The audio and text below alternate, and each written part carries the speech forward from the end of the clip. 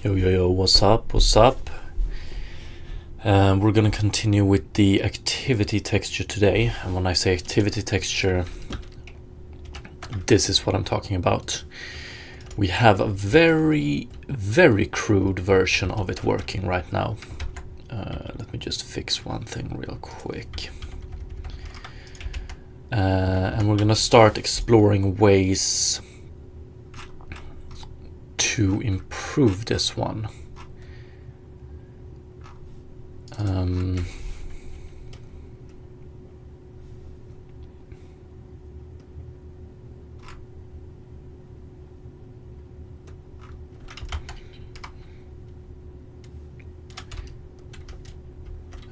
So basically what we have now is just a binary.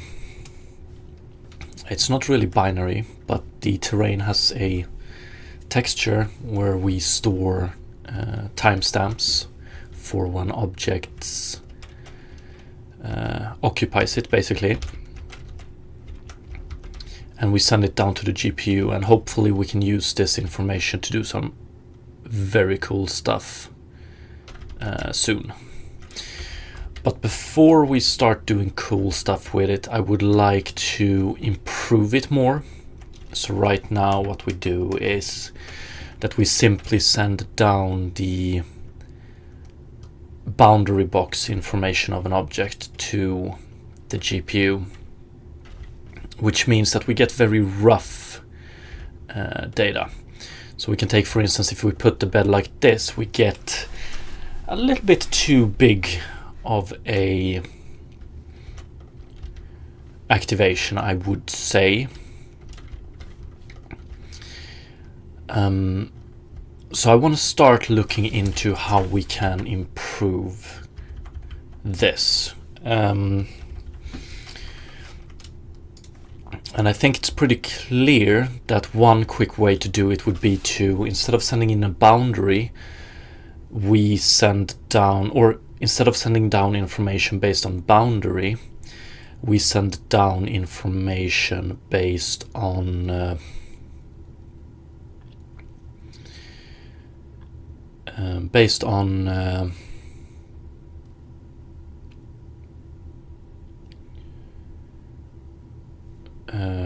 colliders, and I'm talking about very simple colliders. I'm not entirely sure the best way to do this, honestly. So one could think that we send down a timestamp. So for each collider that should affect the ground, we send down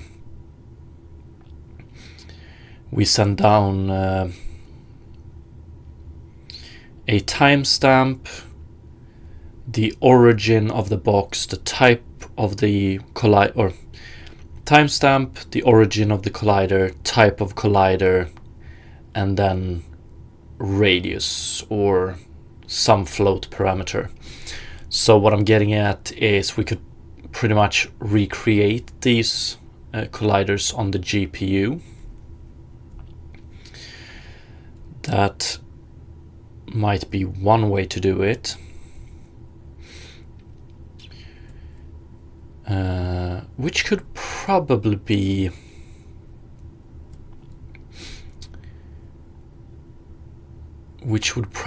the best one, honestly.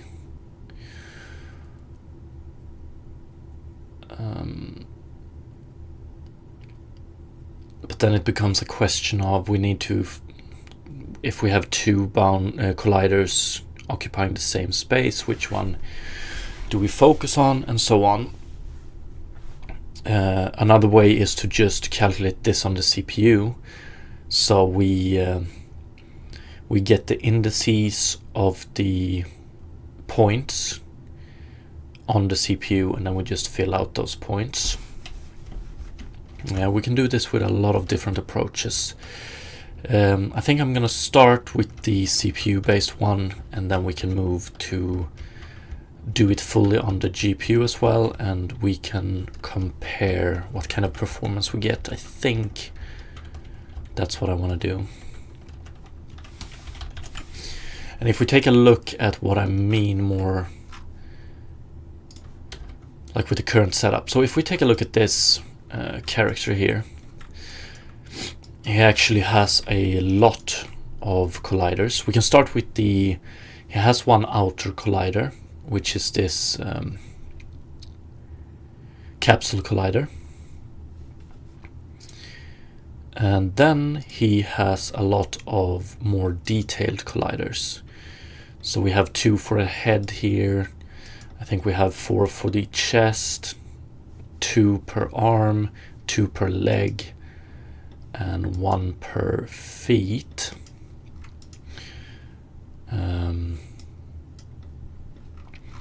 So eventually one could do, if the object itself is far away from the camera, we just send down the information of the outer collider. So that would be the big capsule collider in this case.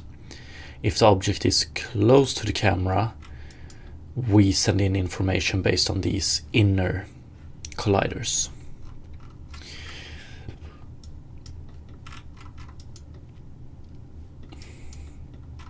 And there's a lot of interesting stuff we can do here, so I'm going to start by just writing some of these down, and we'll see what we get.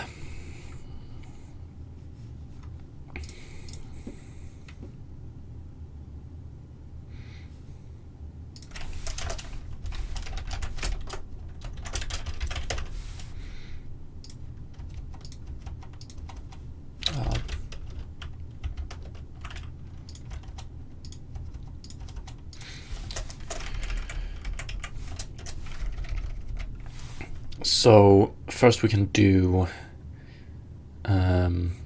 first I just want to do this, finish 112, finish first iteration of, and then let's see, implement basic activity texture, storing timestamp for object boundaries, implement more detailed activity texture, storing timestamp for object colliders.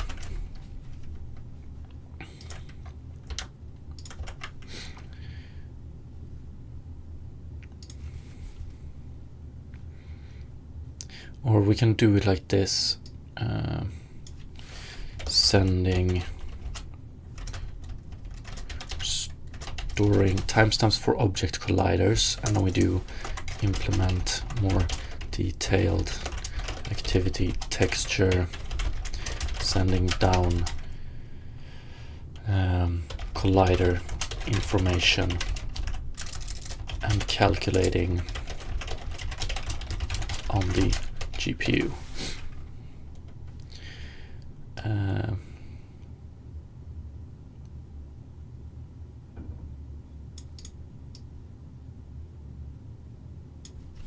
Storing collider information and calculates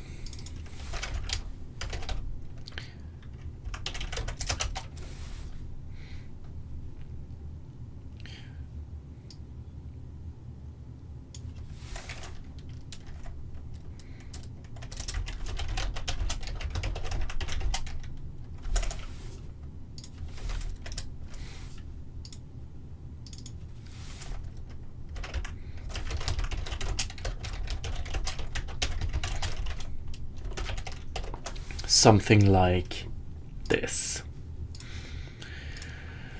And then I just want to do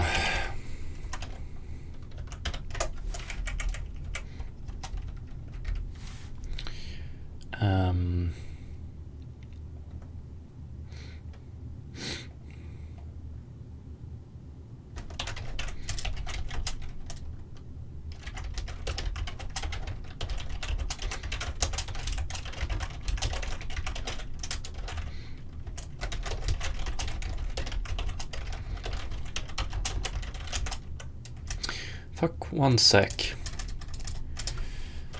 I might actually be writing in the wrong issue here. That's... yeah. The fuck am I?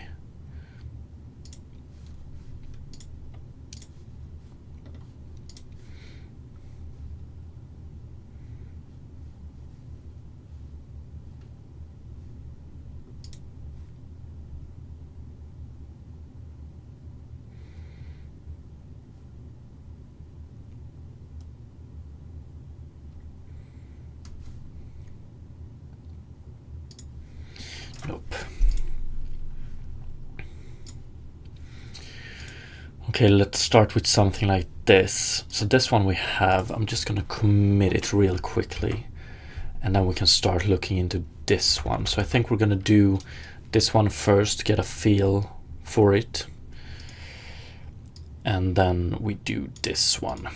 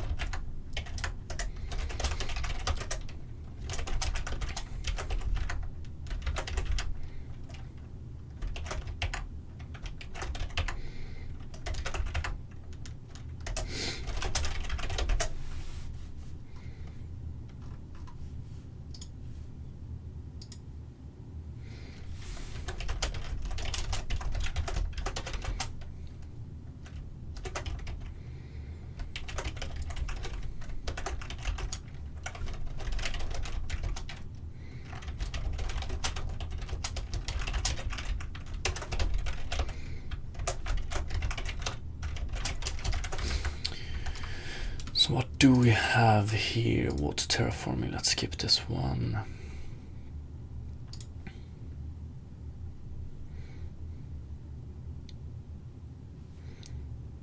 This one I want to fix as well. I don't think we have that one committed. But okay, let's start with this one. I want to relate it to 112.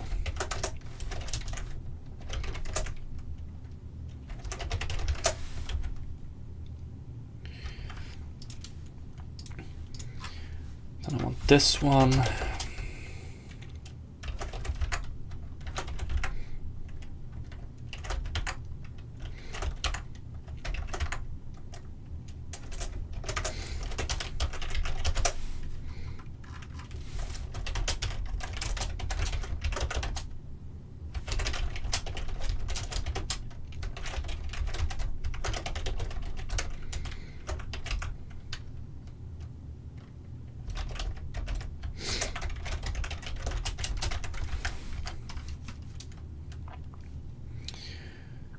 Can we close some of these?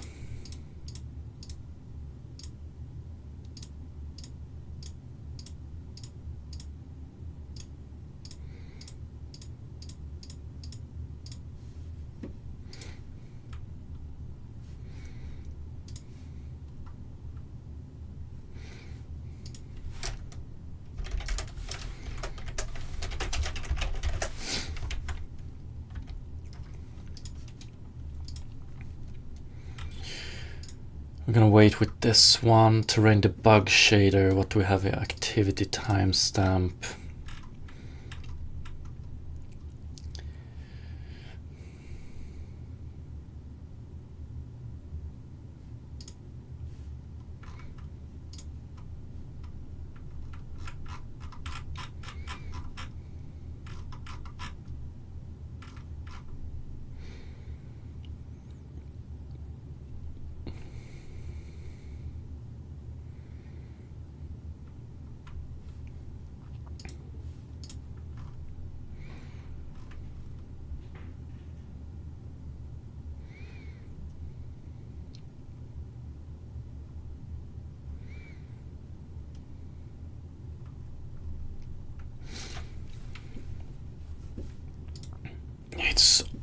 quite ugly here right now.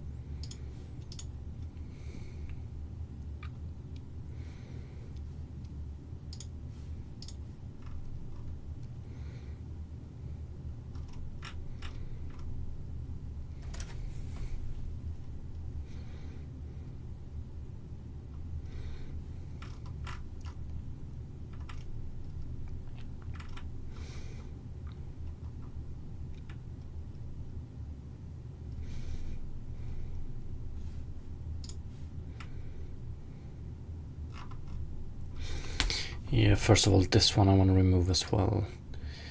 We don't want to debug this one anymore.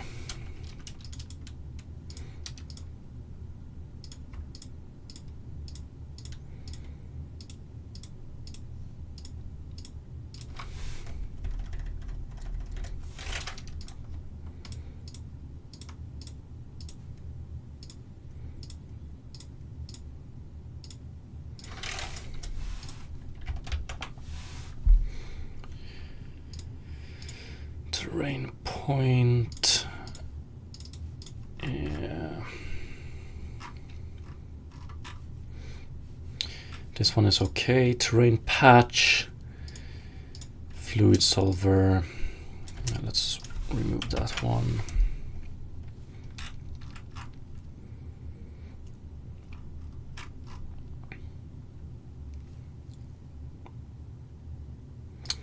I want to remove this one for now as well. We're gonna redo this one way better eventually. What do we have here?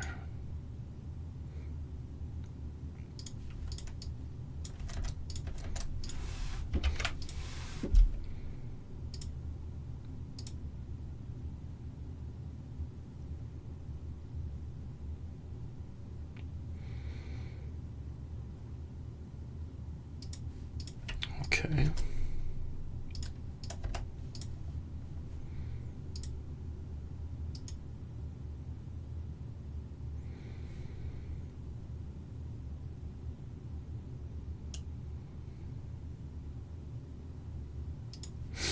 Whatever. Terrain base. Do we have, yeah, this related to activity. I'm just going to temporarily remove this one actually. Soon. Let's see here. Yes. So I'm just going to remove this one later on, as well as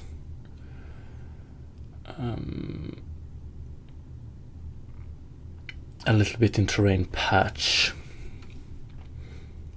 just so I can commit it as it was. I was a little bit quick yesterday when we started developing this one. Terrain data type, data float.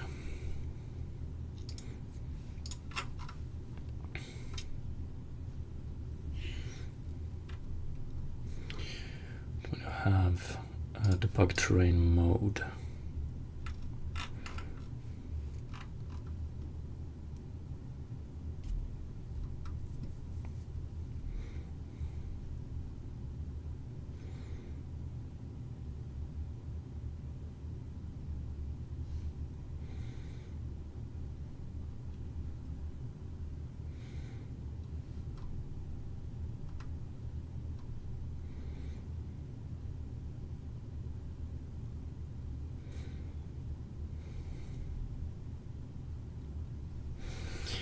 Okay, one sec.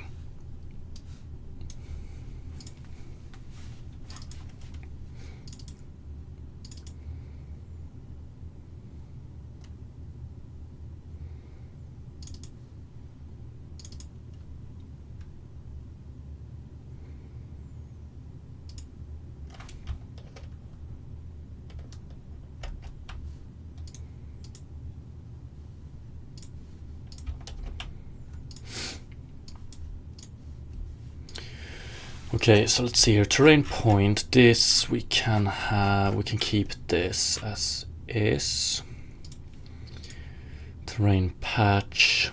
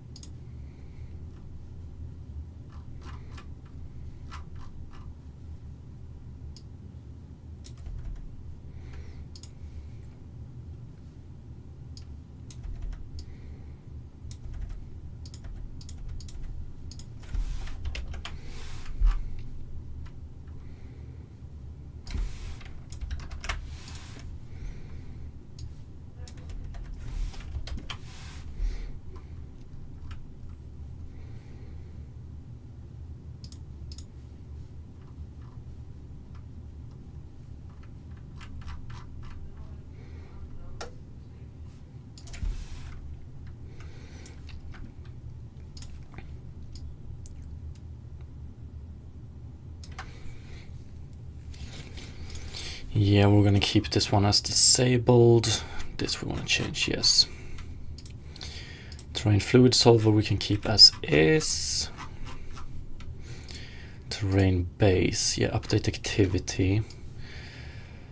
This one I want to remove.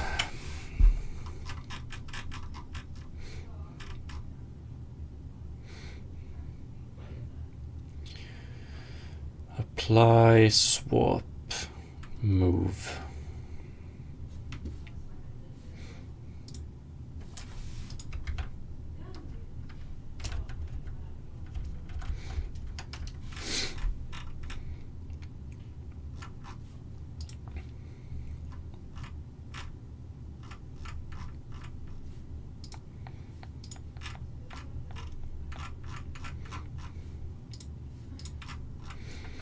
Okay, so I'm just going to do this now.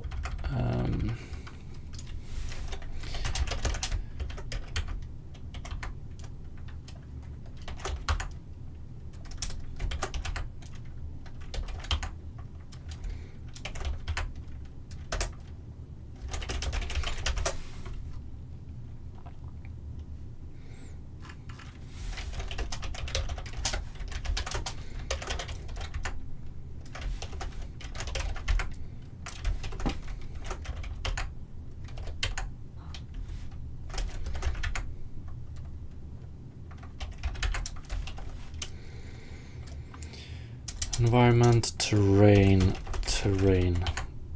data. I wanna, let's see here, terrain data float.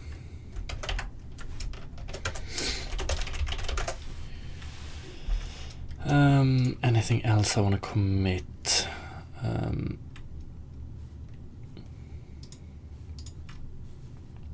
Yeah, we're gonna wait with this one. Debug terrain mode. Yeah, we're gonna wait with this one as well. I think we have it. Yeah, let me just do.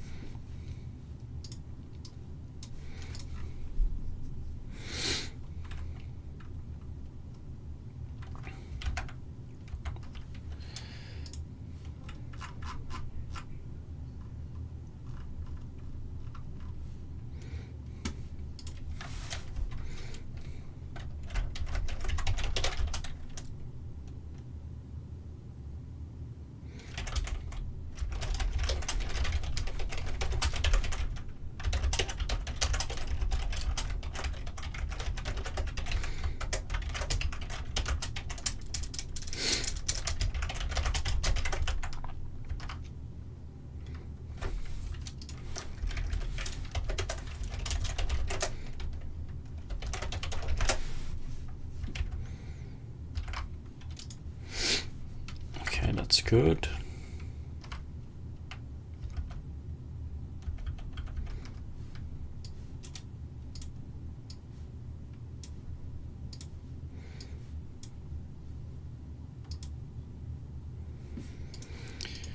Okay. So then we have terrain data float, terrain base. What did we change here? Yo, what's up, JD? Everything is good. We're doing some very interesting stuff, I think. This time around, I can showcase it soon. Started working on the activity texture, which will hopefully make it possible to do some very cool stuff soon. And here we added activity.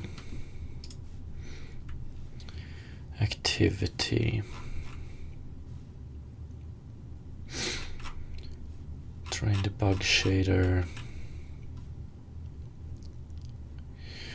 Okay, so we're gonna add good morning, Harukanen.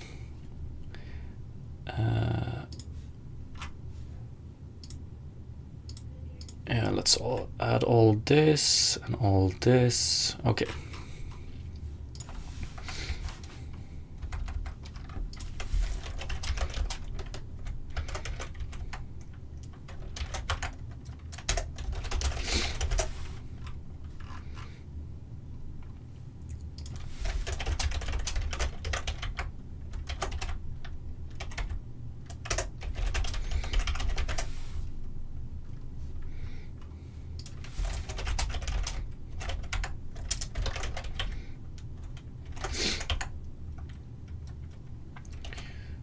Rain.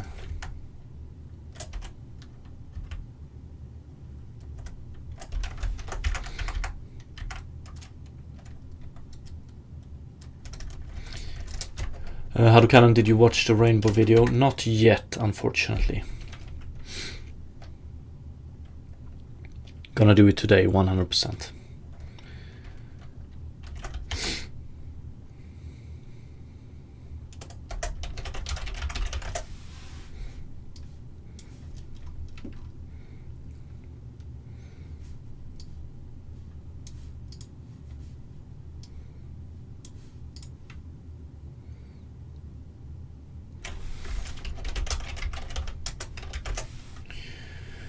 What more do we have? Shaders, environment shaders.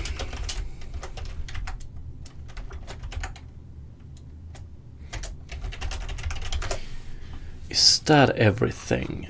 So yeah, we have already committed this, environment shaders, terrain, entities, debug. Yeah, that should be it. Implement simple activity texture solution related to (110).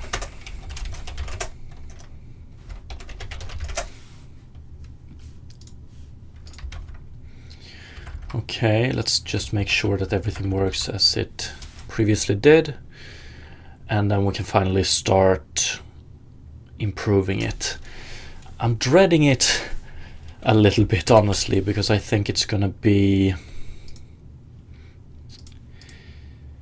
yeah, we want to fix this one.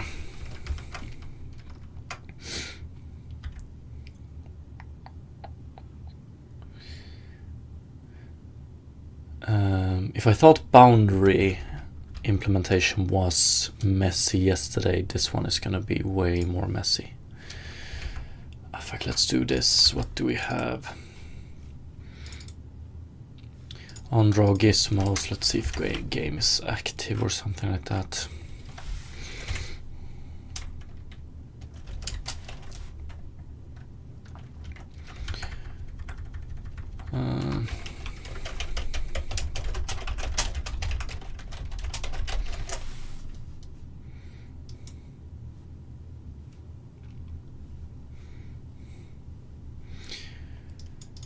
Is playing.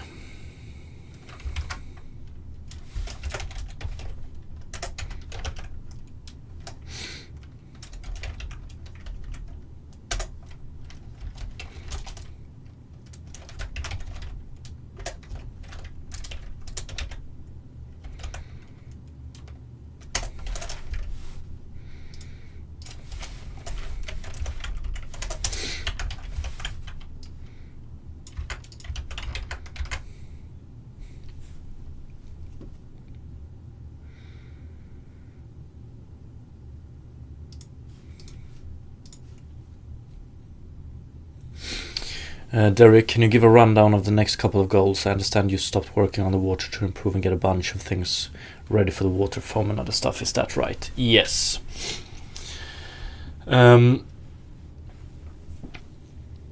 Let's see, let's put it this way. We have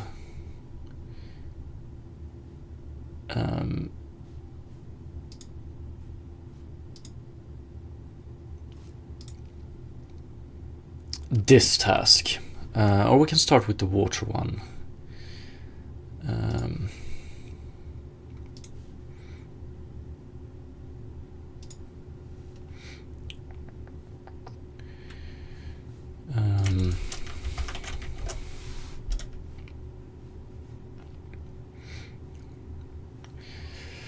So we were working on this one, and I think we did a pretty good job. Below water surface is pretty much done. Then we moved on the water surface, and we have some tasks here: flow effects, edge details, edge foam,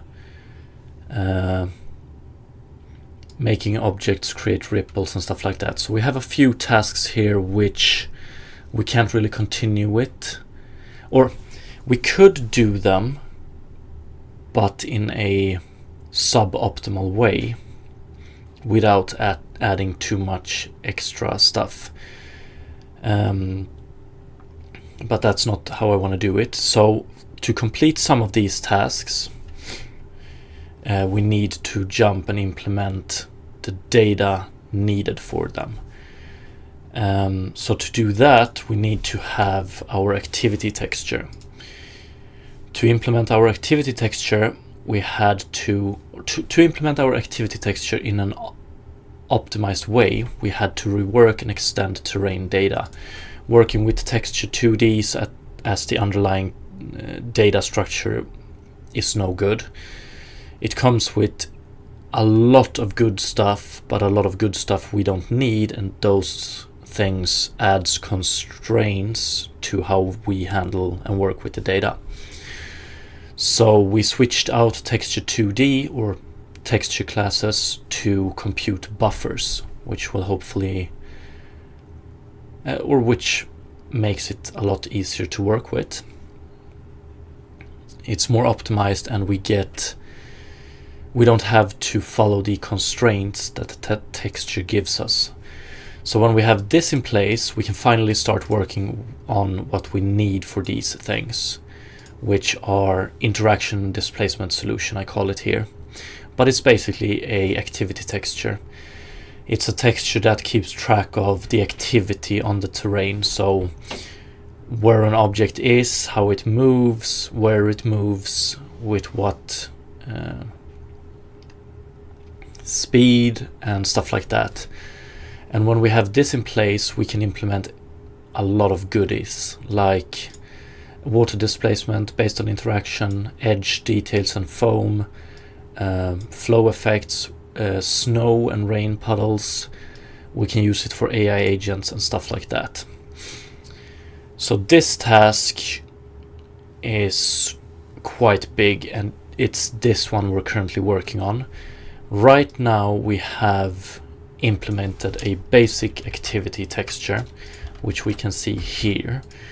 So we can actually, as I said at the start of the stream, we just send down timestamp right now. So for every object in the world, we send down timestamps to the GPU, but truncated to the grid points.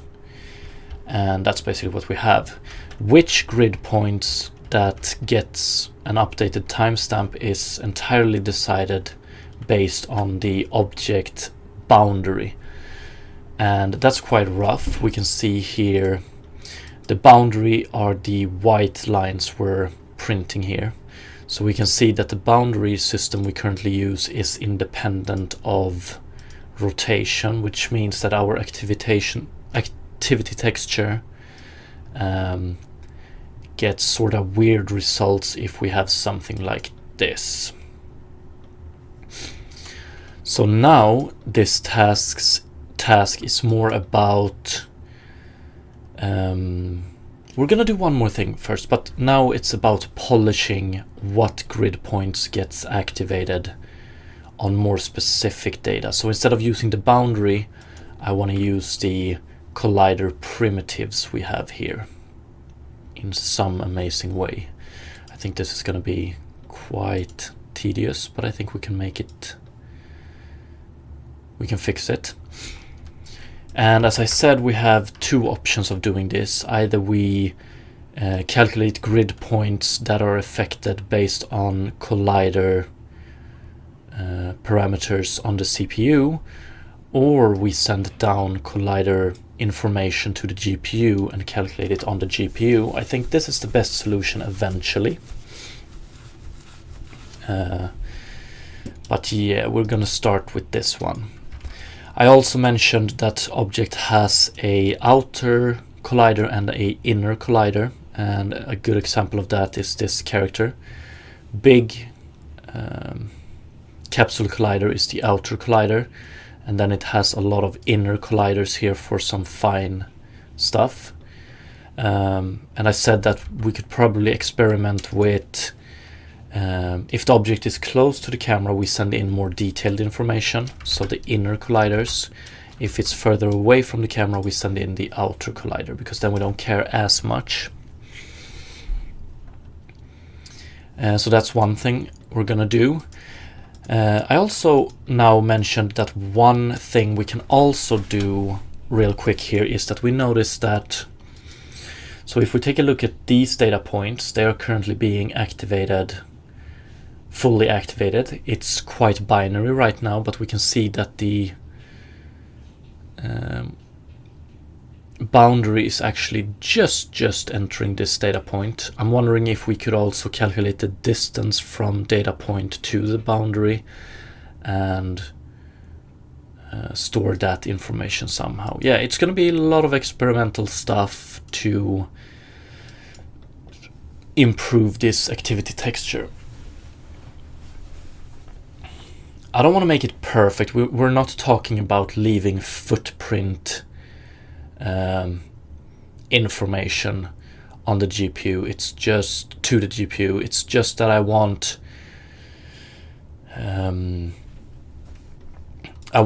the activity area to be a little bit more fine. So for this one right here, we would probably skip this one, this one, and this one. This one, this one, this one, this one, this, and so on. Yeah, just making it a little bit more fine-tuned. Startled Seal, what's up, what's up? Yeah, so that's where we're at. And yeah, so hopefully the idea is that we can polish this activity texture, finish this task, jump back to this task, get this in place, and this in place. When we have those in place, I think we're gonna jump to water. We're gonna jump back to this one, fully implement it, fixing this task as well. And yeah, so that's the idea. Finish this one, finish this one, finish this one, and then I don't know. That's what I'm looking for right now, but things change, and I also want to shoehorn in one additional task here real quick. I actually want to shoehorn in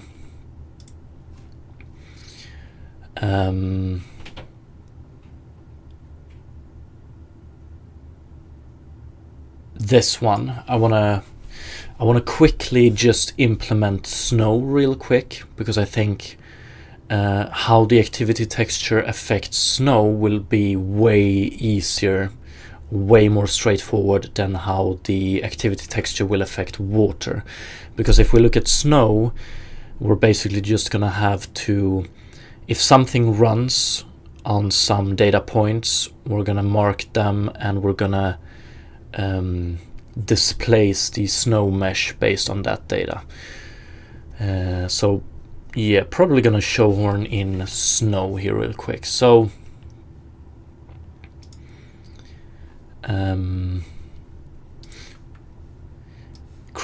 finish this one, add a snow task, create the snow task, and then we do the other things. Yeah, it's a little bit back and forth, but I like to be dynamic, you know. Yo, what's up, Norin? How are you doing, Mr. Sebold? I'm doing fine. I'm doing fine. Thanks for asking. How about you? Good morning, Calvino. But yes, I think that this one is gonna be incredibly difficult to do. And for our help here, we're gonna add, where do we have character? We're gonna add some extra objects here. And Derek, thanks for laying it out like that, Robin. That caught me up on things. No problem at all. It actually helped me as well. Just get a macro perspective of things. Where are we at? Activity texture test objects. 3D object cube.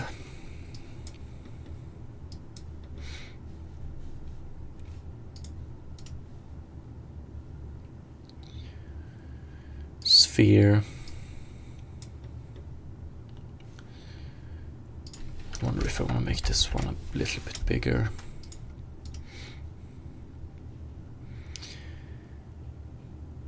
Capsule.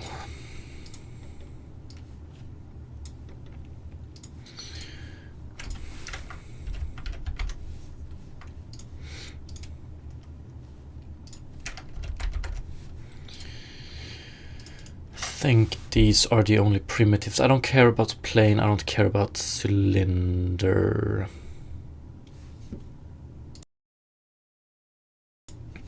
So it's pretty much these three primitive collider types I want to get to work with this activity texture,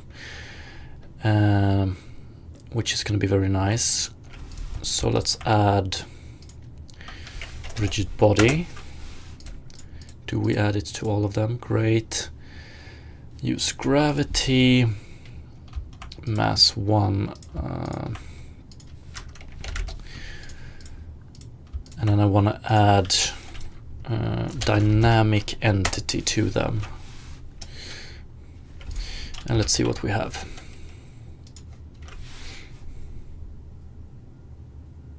Norin Dev, I'm good. Nice to hear, nice to hear.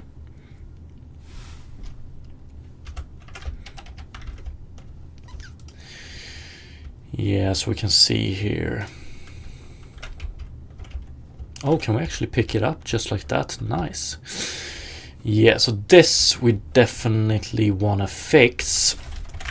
So it's not only basing the activation on the boundary. Shit. Yeah, it works. We also want to base it on height here, or that's some information we want to send down basically, and it's gonna be, yeah, we're gonna have to do this in a very, very smart way to not send down too much information. So it's basically a question of, what if we have an object that is close to the ground that occupies this one? So we send down timestamp, then it moves away, then this one comes around. Like for this point here, we don't want to activate this one because it's too far away basically. So yeah. Derek, does the activity texture work in a sort of 2D top-down way, like it's detecting things that aren't necessarily on the ground? Yes, right now it does. It's just based on boundaries, but we want to fix that eventually. Calvino, big news, selling our apartment on Monday. Nice, nice. Have you So where are you gonna move next is my question.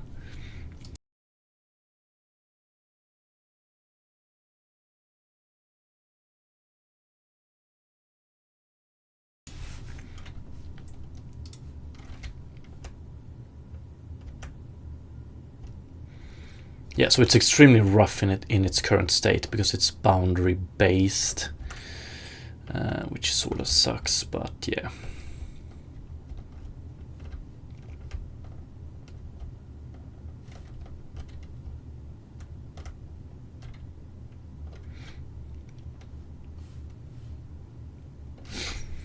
Calvino moving to Staffas. Oh, nice! Is it a house this time around? Fuck. Time flies. Congratulations. Derek, I wonder if an Activity 3D voxel grid would also be a good solution. Yeah, now we have one of them running outside of bounds. We have to fix that. Activity 3D voxel grid would be the best, honestly. But yes, exactly, it probably would be too expensive.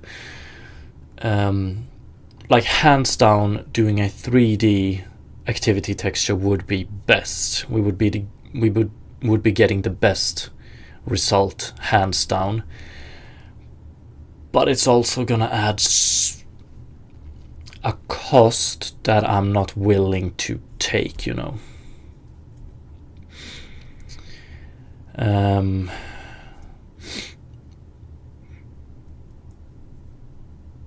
Yeah, definitely not.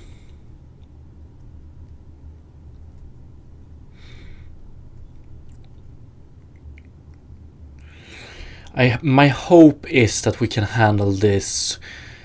Not today, probably. We're just gonna focus on primitive colliders today, sending the correct data down to the GPU.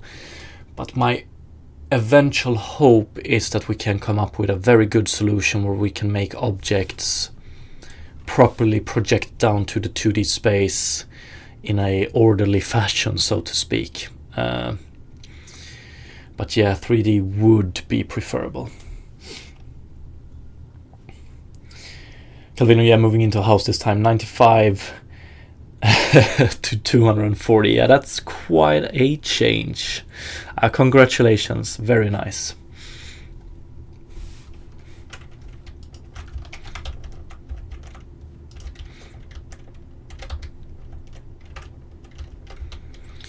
So we can start with box colliders, because I think this would be the easiest to solve. So when we get to the activation for this one here, we want to activate... We don't want to activate this one, this one, this one, this one, this one, this one, this one, this one, this one, this, and so on. We want to get more a grid according to it, right? So what it probably comes down to is we want functions like terrain base update activity. I'm gonna leave this one because it's quite nice to have, but we're gonna have public void update activity box collider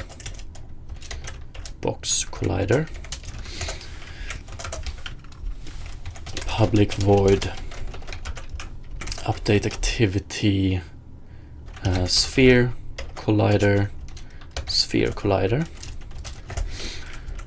and public void update activity capsule collider, something like this. Norman, what's the goal of 2D projection? And Calvino's question, what's up with untitled creature collecting game? Water is done for now. To answer both of those questions, yeah, the water is currently on hold for a period of time, because I want to do making objects create ripples. I want objects to affect the water. I want to do edge foam and details and stuff like that. And to do that, we need this one. So a solution that handles interaction with the terrain or with the world, and that's what we're calculating right now. That's what we're seeing here. These. So we're in the process of creating this one. And this texture will also be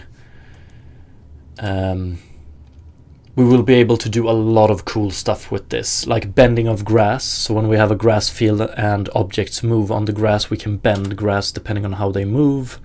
If we have a snowy landscape, we can deform the snow based on how the objects move. So it's very cool stuff, I think. Pretty much nothing to do with gameplay, just cool visual sugar, pretty much. But eventually this one will also be used for gameplay. We can use this activity texture for our AI agents. They're gonna make choices based on how objects moves and stuff like that.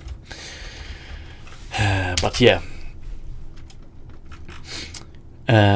So right now, yes, we do activity based on boundary. The white squares you can see here, I want to make it based on collider primitives, and it's gonna be extremely complicated, I think. But this has been done many times before, so if my Google skills are up to par, we can probably get some very handy information. Because basically what it comes down to is that we want to project a box collider down to 2D space, gridify it, and then just send it to the GPU. Sending it to the GPU is easy. So yes, let's dive into it. Project collider to 2D space, Unity. Converting from 3D collision to 2D. Let's see. NorinDev, why not use second camera to create texture? Second camera will add... first of all, if we go with that camera solution, which is a go-to solution in this case, but it definitely comes with some pros, but also a lot of cons for our use case. One of the biggest cons, I would say, is that you always only alter what you see, right? So objects that are off screen or off screen for this second camera won't update the texture at all, and that's bad. So in this case, if we have a creature walking, a big creature walking behind the character here, we have no way of updating the texture accordingly. But then you can move the second camera up to a bird view, right? But then you have the same, you have just offsetted the issue at hand. So then if you have a creature walking down here, it won't update the texture. So that's one thing. So you will always have, so if you have the character running and you have the bird view camera following, and then you look back, then you won't have the data for where the character were, only for where it is, right?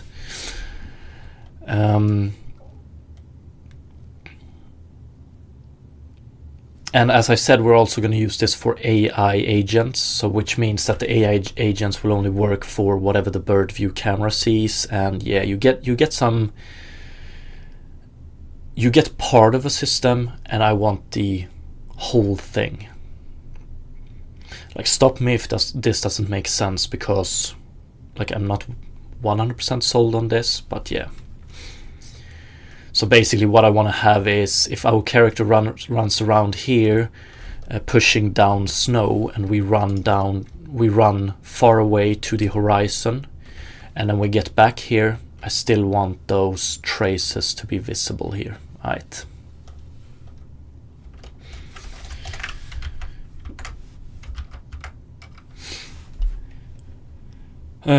Okay, is this question relevant to us? Works using 3D colliders.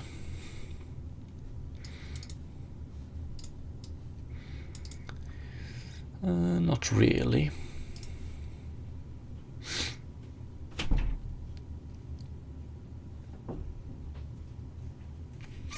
I want to see here, box collider, Unity. Center and size in object's local space. Can we project it down to a 2D space easily? We could probably, the center point we can project down easily, but we actually need more information than this. We need rotation as well.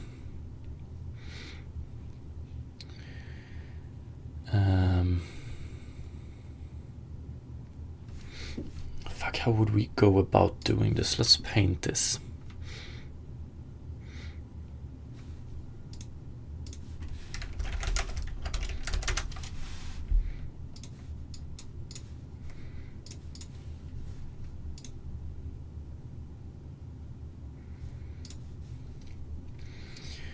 So if we have a box collider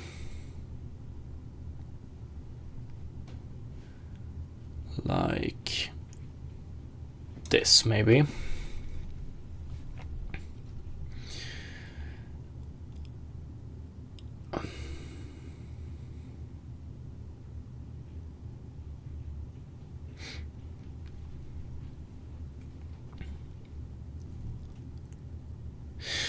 We could pretty easily project down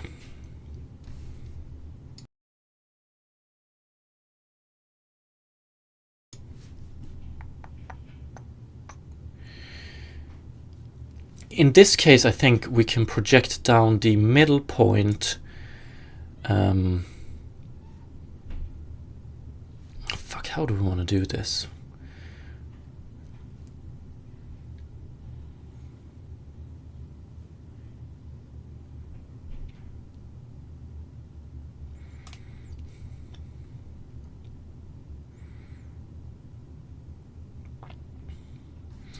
I wonder if we need to project down. So it would be very nice. Now we probably need to project, because we also have the case of, if we take a look at this one, we could have the case of rotation like this, but we can also have rotation like this. Let's pause this one. So we need the heights. Are we gonna have to calculate?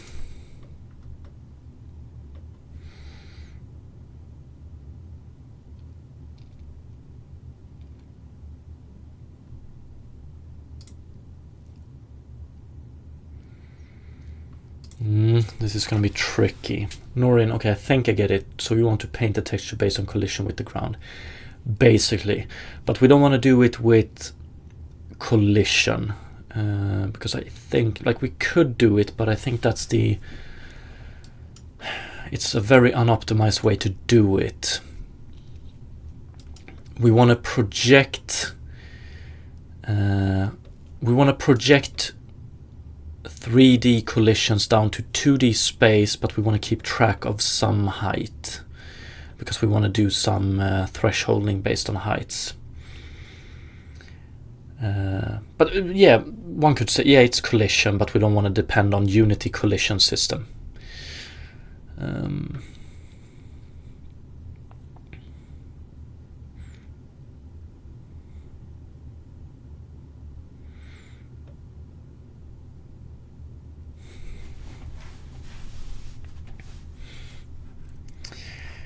I wonder,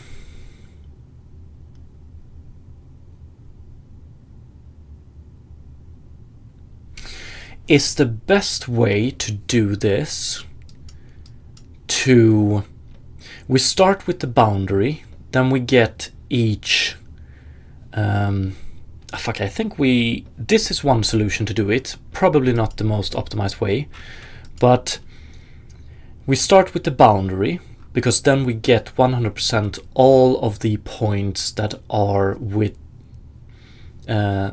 relevant to the collider, And then we can loop through each of these points and calculate how far away from the collider they are.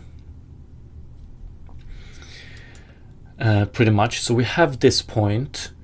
We calculate how far away from the collider it is.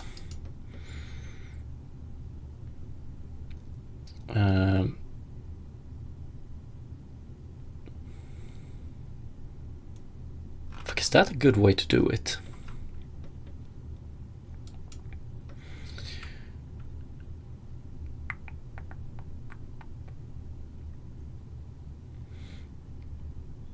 Because here we have a 2D point.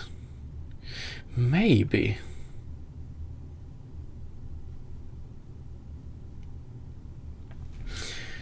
If it's inside of the collider, we mark it. If it's outside, we calculate the distance to it. We want the true distance to it, but we also want the distance in Y. So only Y position.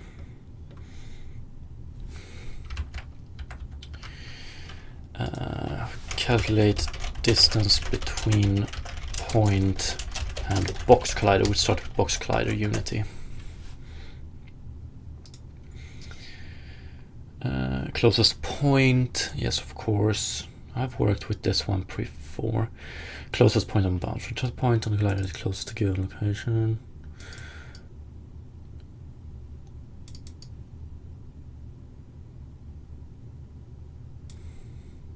I wonder how costly this one is.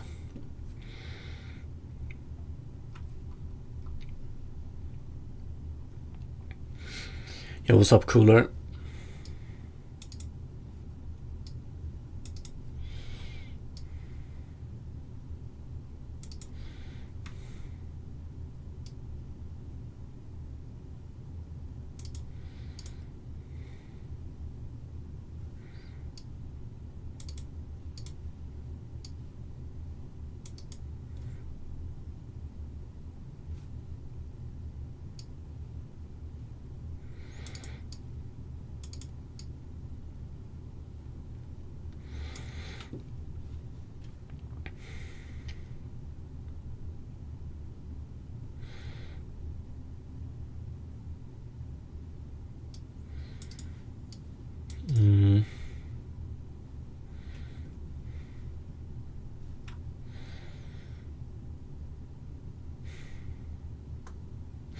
We can start experimenting with this, but fuck.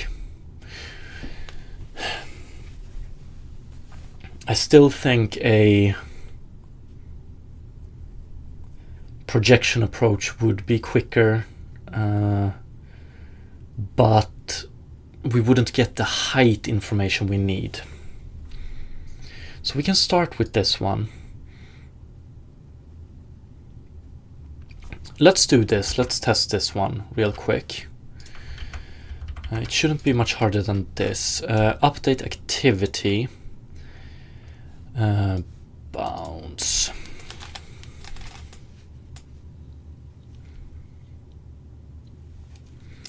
Let's do... I'm just gonna do entity. Let's do dynamic entity, update. Probably want to change this one to late eventually.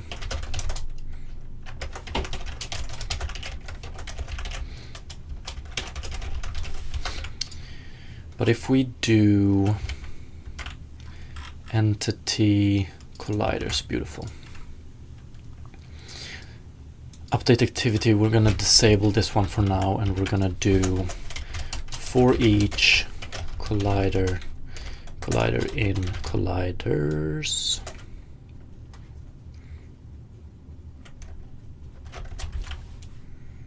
Private.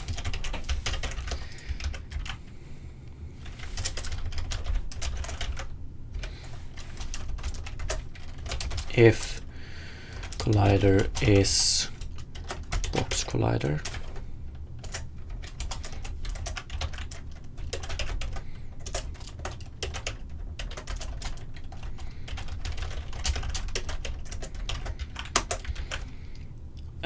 then we do environment controller terrain dot update activity box collider.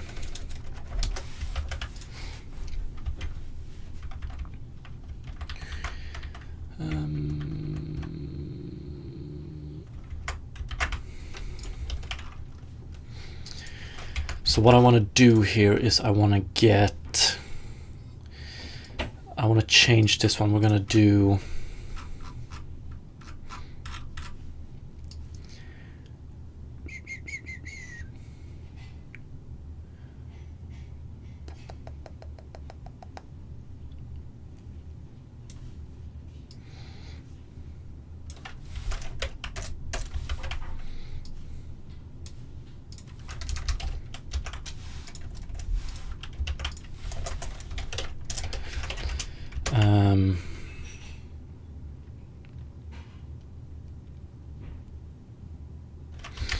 do we have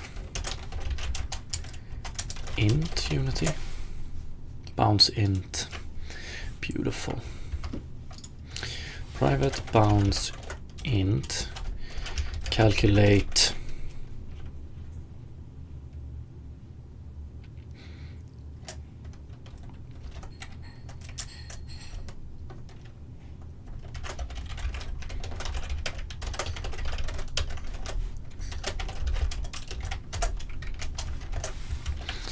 Calculate terrain index bounds.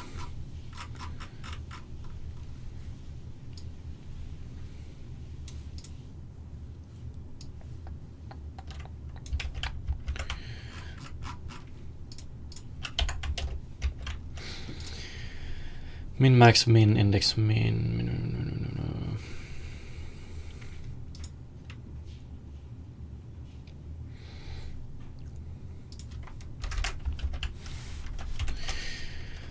Can we do it like this? Bounce int.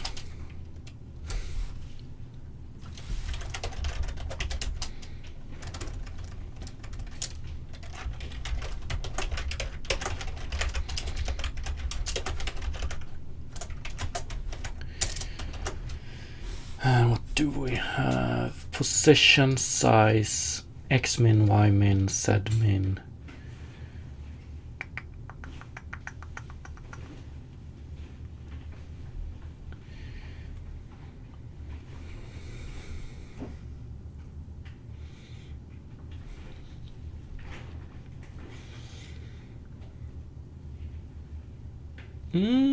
This is not really how I want it though.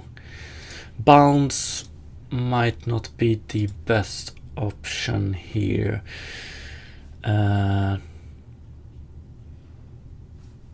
Basically what I would like is something equal to my range CS,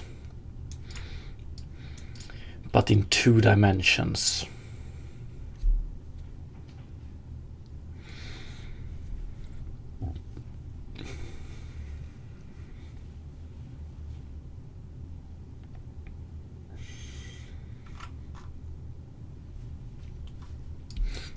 Range vector.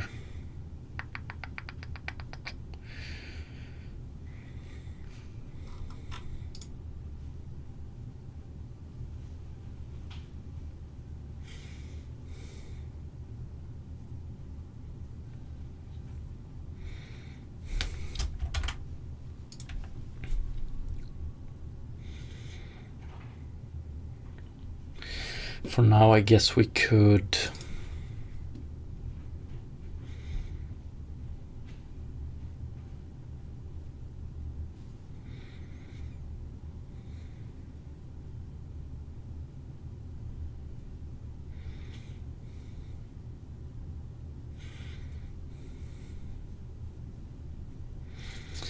just return a tuple here, but I'm not a big fan of that. I want a custom class for this. It's pretty much, it's very similar to Terraform data.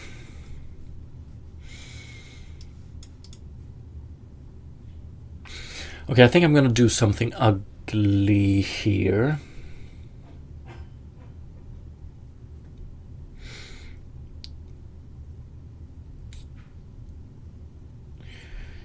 we're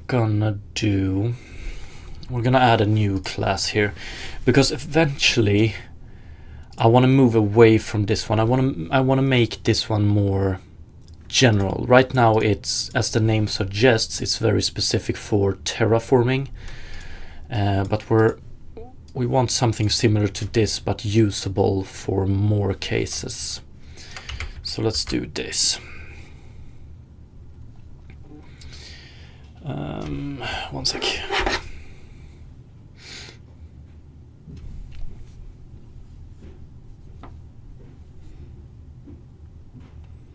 One sec. Be right back real quick. Oops. Be right back.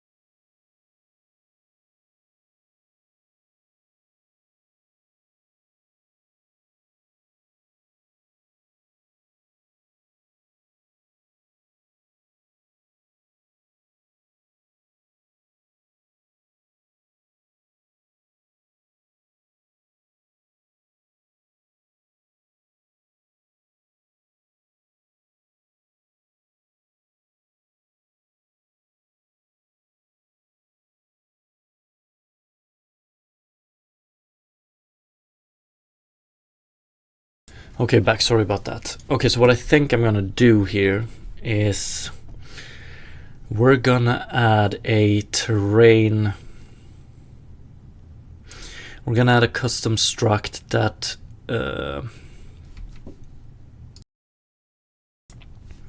describes a portion of the terrain by grid indices, global grid indices. So not terrain patch specific, but terrain base specific. I'm wondering if I should just name it like terrain subset or something like that.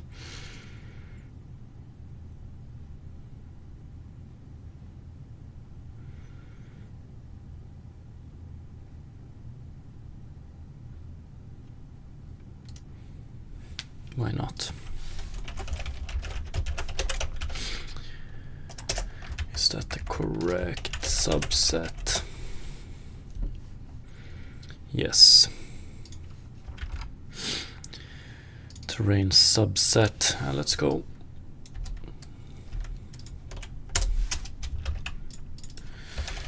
Want it as a struct, I think.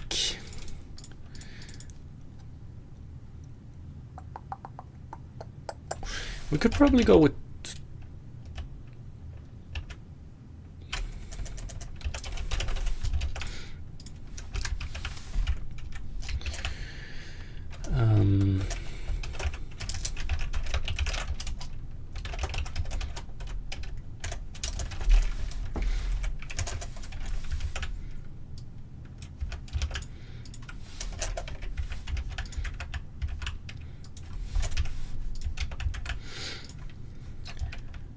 terrain subset. What do we want here?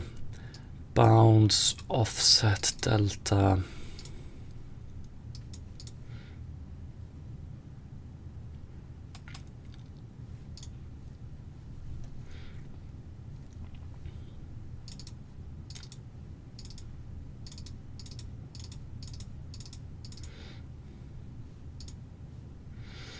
Probably gonna put all of this in there actually. We're gonna have a lot of constructors for terrain subset.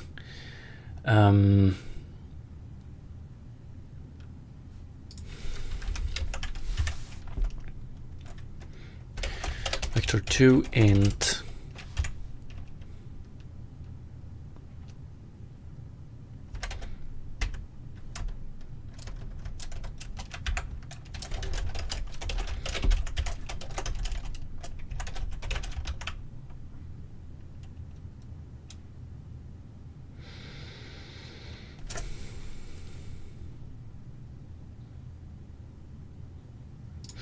oops.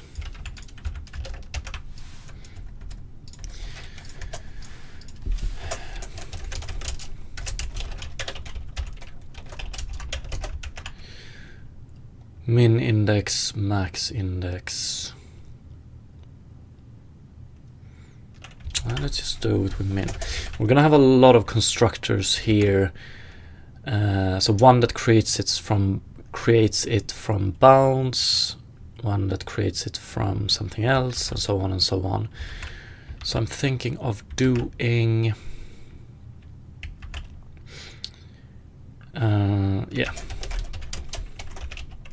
terrain subset. Yet we're gonna do bounds first of all, but we need to send in a lot of different stuff. We need to set in offset in world space, delta in world space, delta offset, dimension, resolution subdivided, but I want to name them something.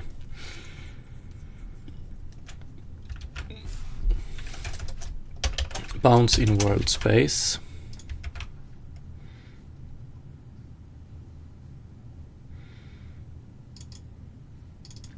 size resolution,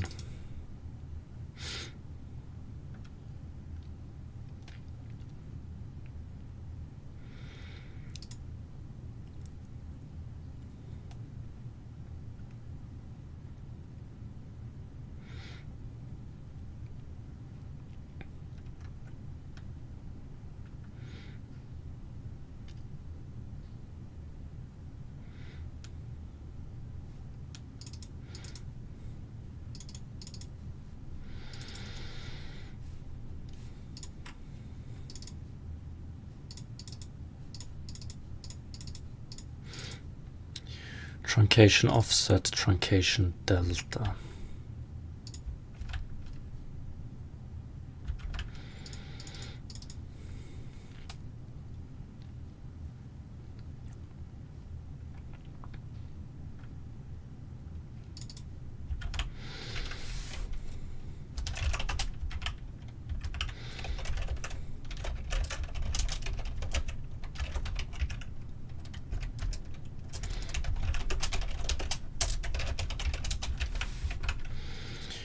Grid offset, grid delta, yeah. And then I want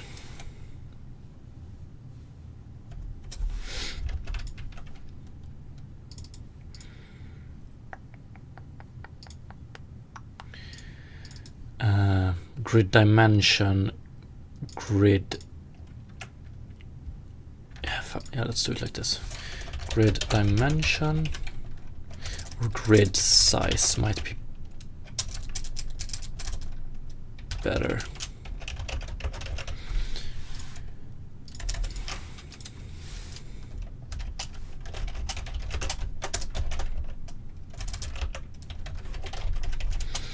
And grid sub resolution.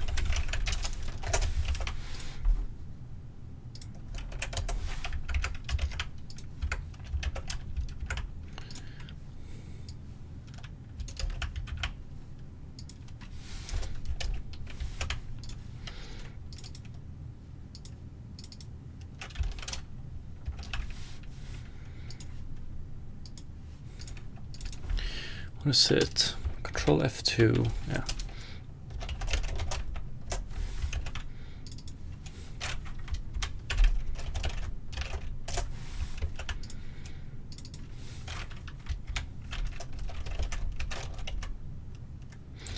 Print size.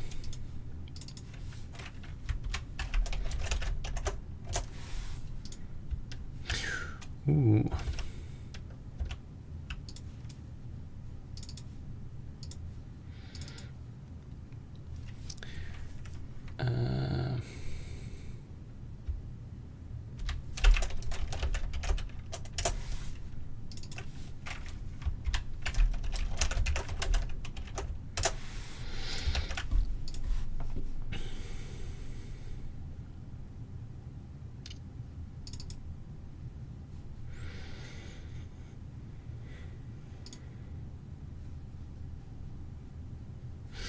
Yeah, let's keep it like this, but here we do min index.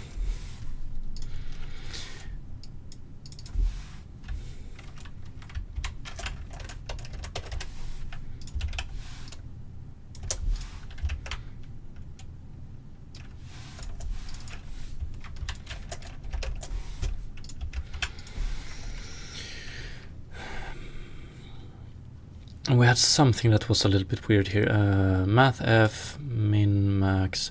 Yeah, this.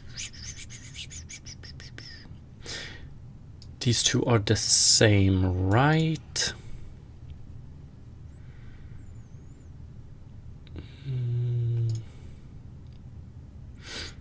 This one is the same as this one. And this one is the same as this one. Yes, so we just do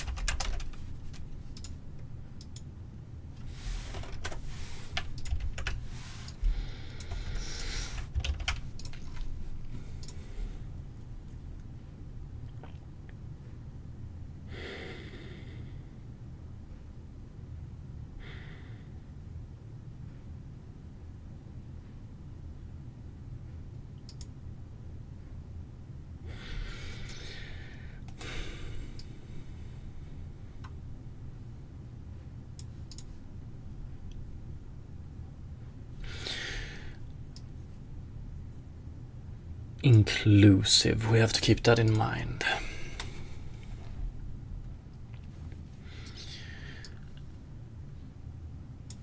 Terrain subset.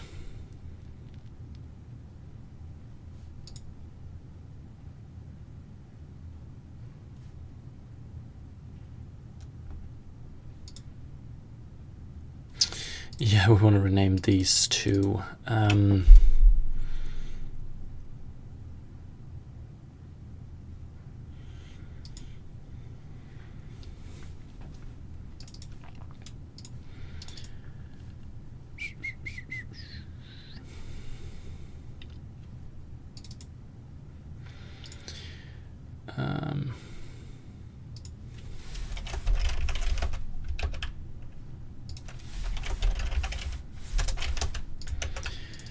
Min truncated,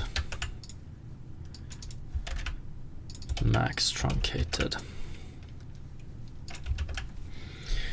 Something like this. So given a bounds and a lot of details, we create a terrain subset. Terrain index subset would probably be a better name. But let's see here, terrain base, we don't need this one anymore. Instead we just do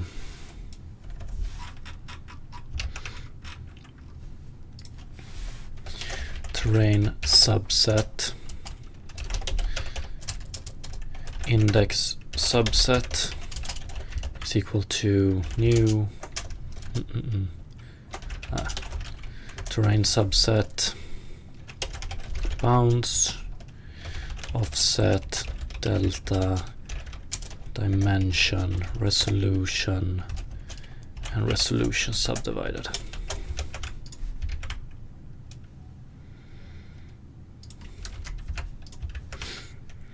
And then we'll do index subset min, index subset max, index subset min, and max. Okay, let's see if this works. So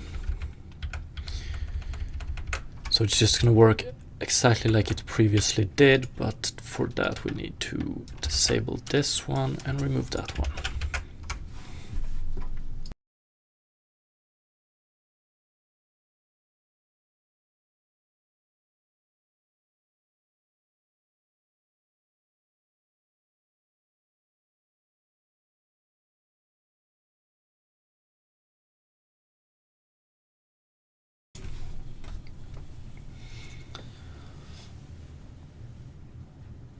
Oh shit.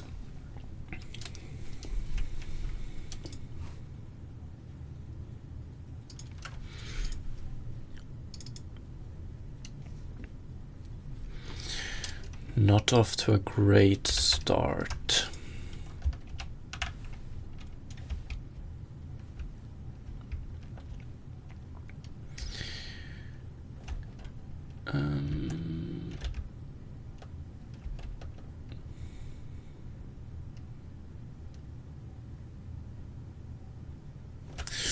Okay, I get it.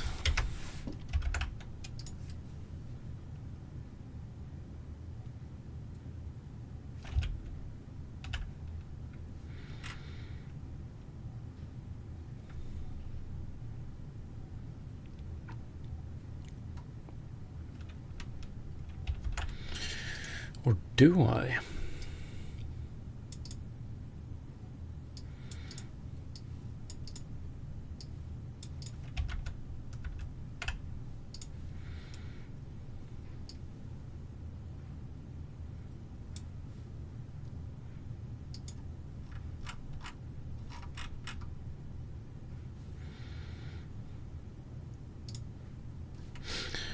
Is it the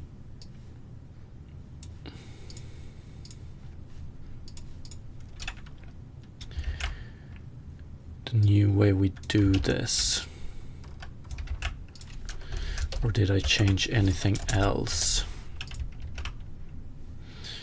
Oh no.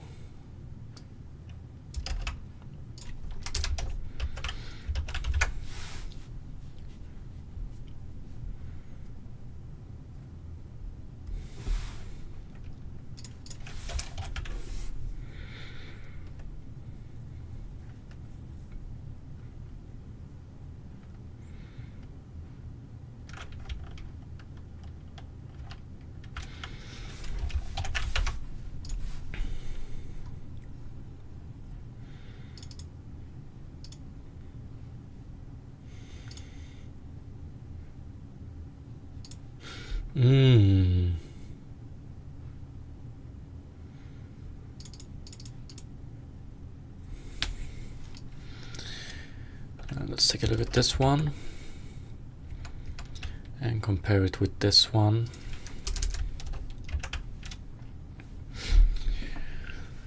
Bounce min xz offset delta delta offset.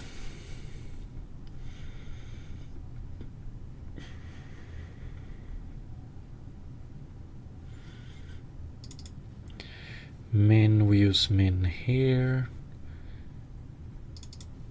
Max, we use max here.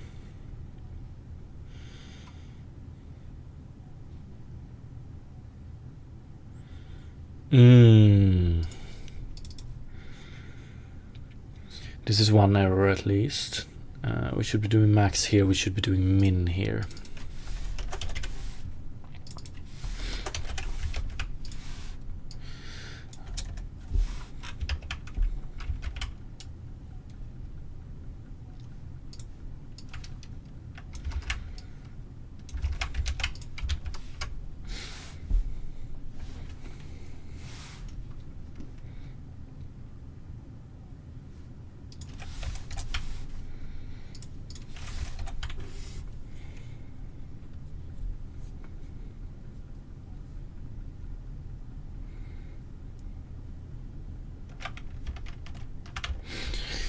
There we have it.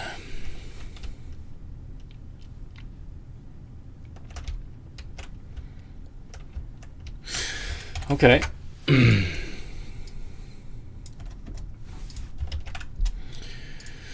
Terrain subset. So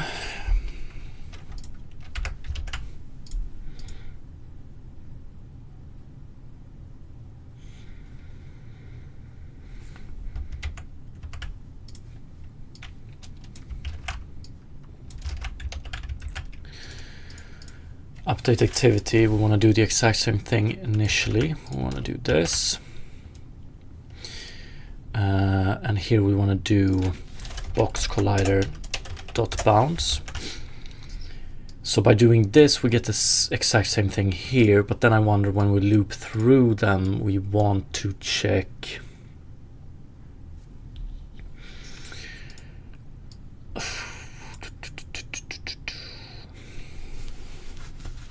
I wonder if I would like to have world positions here.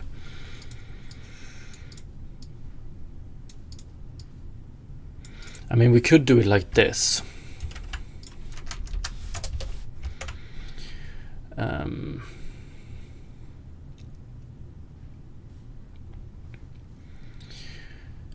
We could do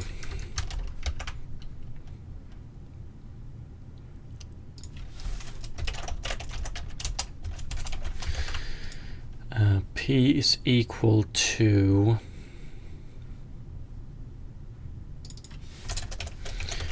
position world space like this. That would give us the world position, but we should be able to do it in a way more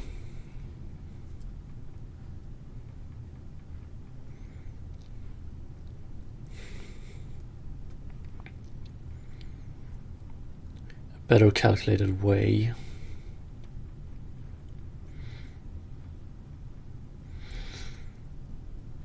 But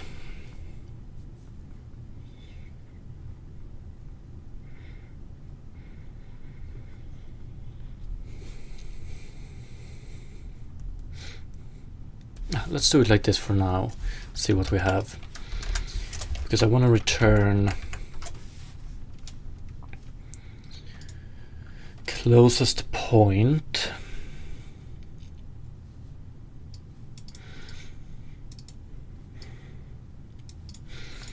So then I guess we can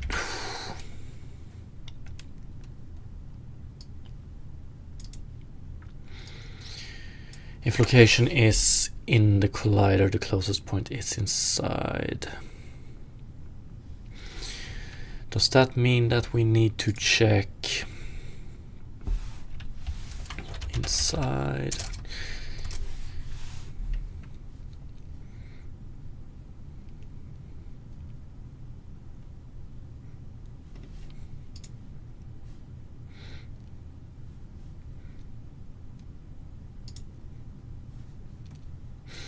Very cool.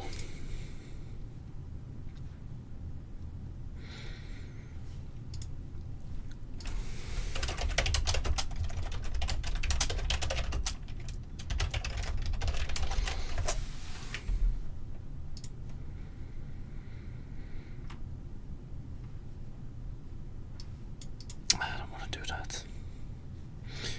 Bounds contain.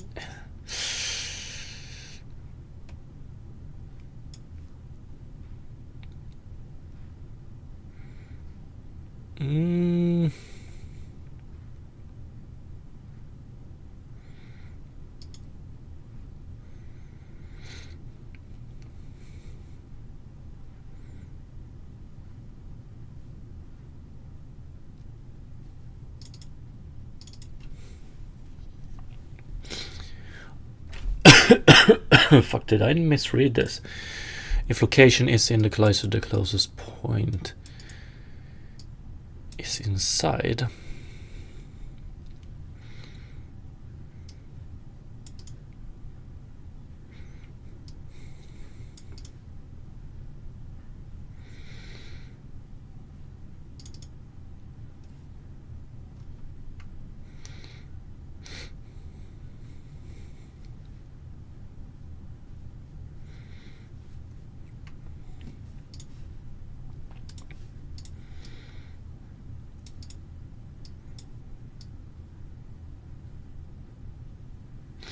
Yeah, definitely not clear from documentation. Would be very nice if this is the case.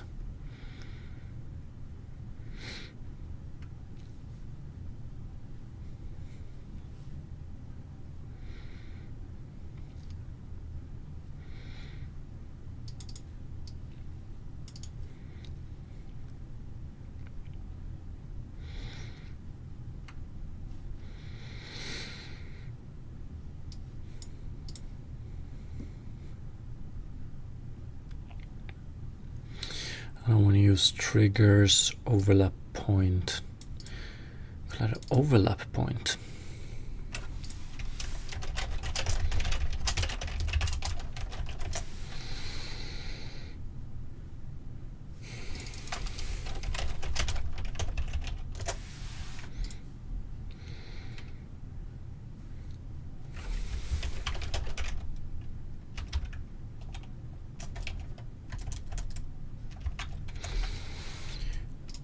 And it's only in 2D. Oh yeah.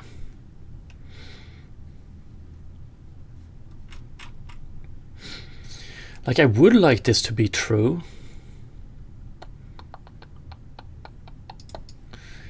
Let's try it.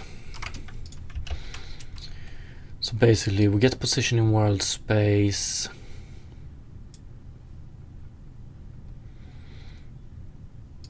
This actually takes height into account. That's good.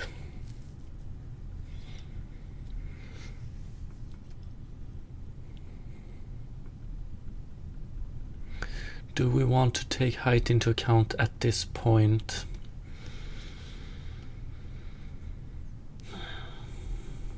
Let's say we do.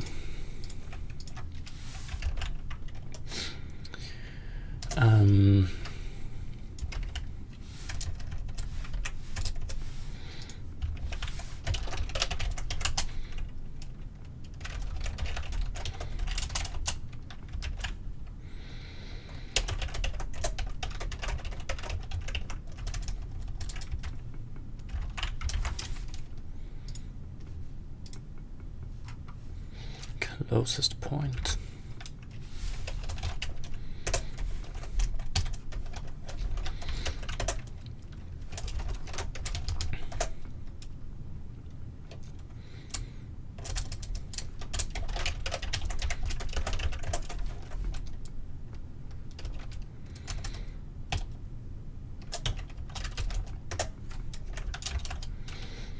Some threshold here. We're gonna start with 0.5. If that's true, then we set activity. And let's see what we get from this.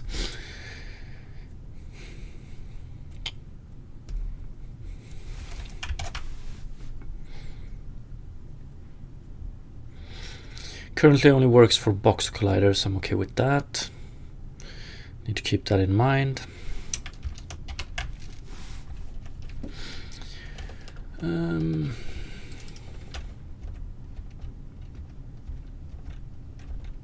0.5 is a little bit too much, but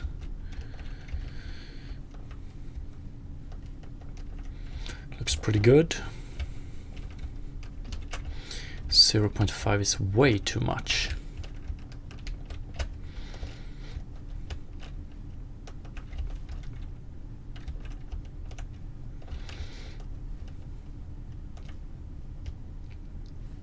Honestly, if we calculate it like this, we can probably send in, if we do it like this, we can probably send in any collider here.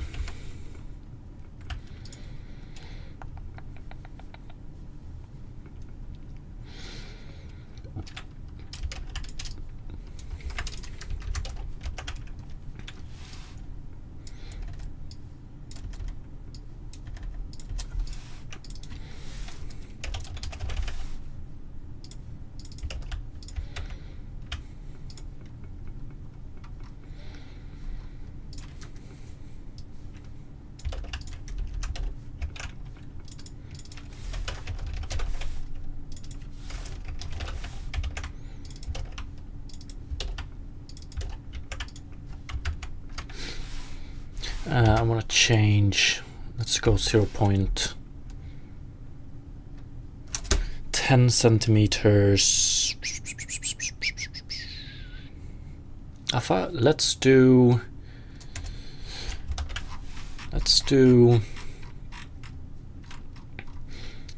delta, I think. Dimension subdivided.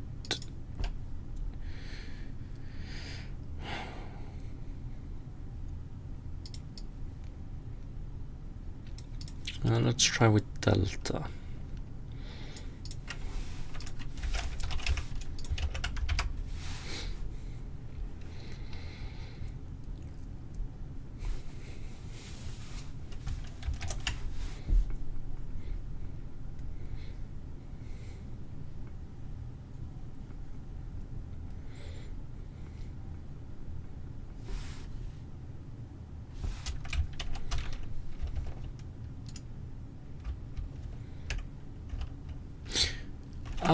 Did I forget?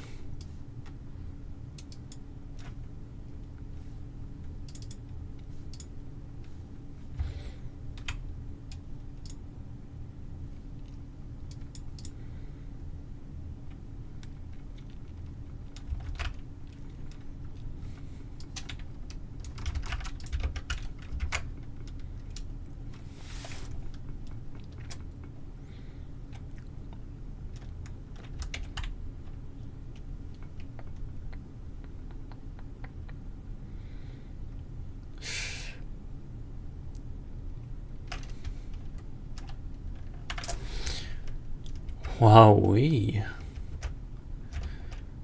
Huh. But I'm still wondering why we only get box colliders here. That's not good, but this looks pretty damn good.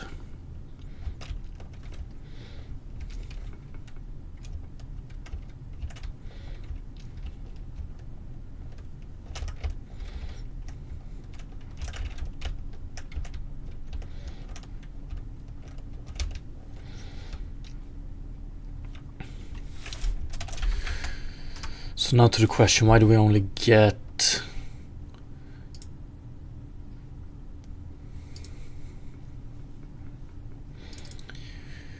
collider closest point? It's because we use these.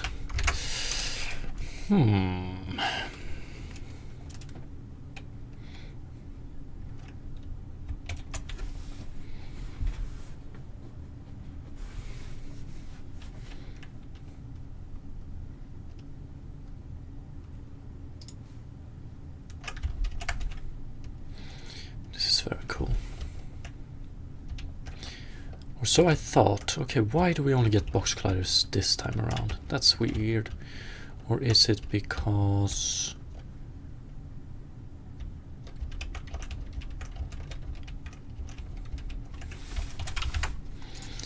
Is this one too small? 0.5 F.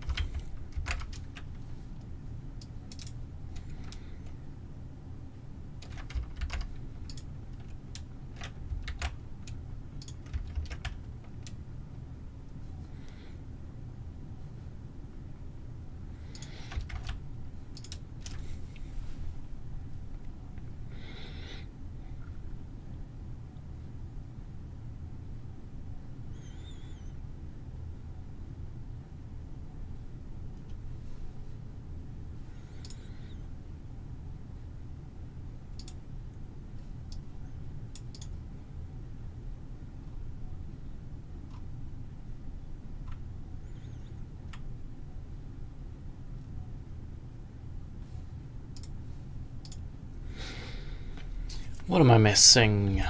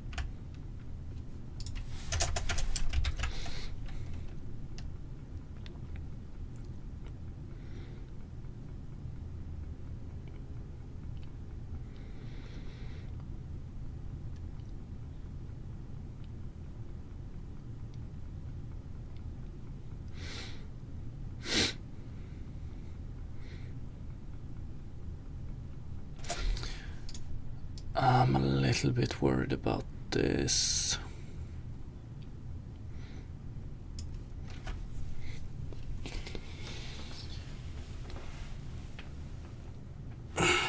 Nah, should be okay.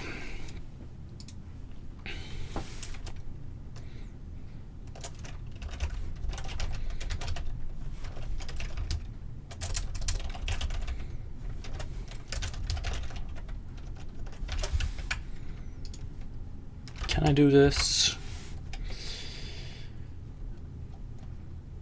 It seems like we're only getting box colliders for some reason.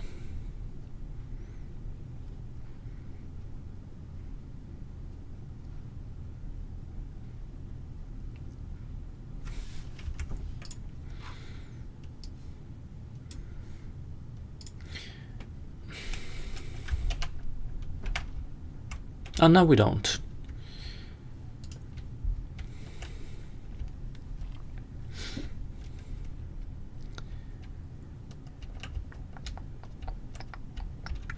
Delta is a little bit too much when it comes to height, but other than that,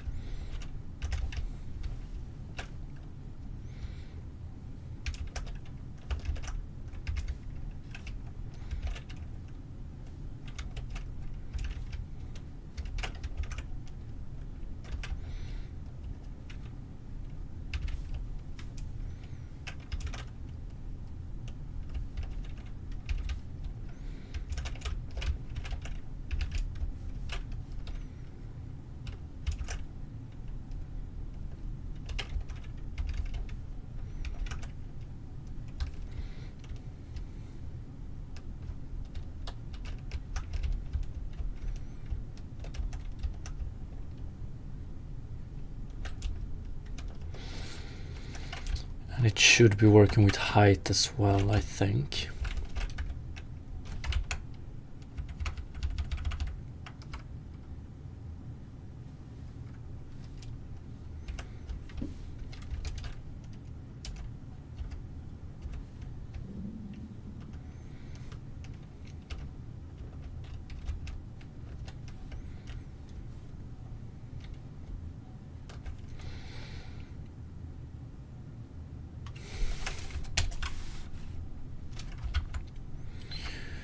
Okay.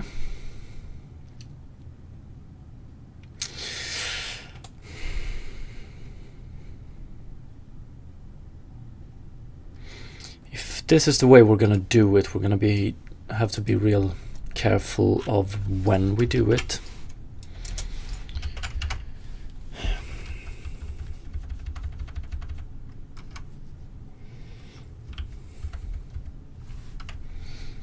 That's for sure.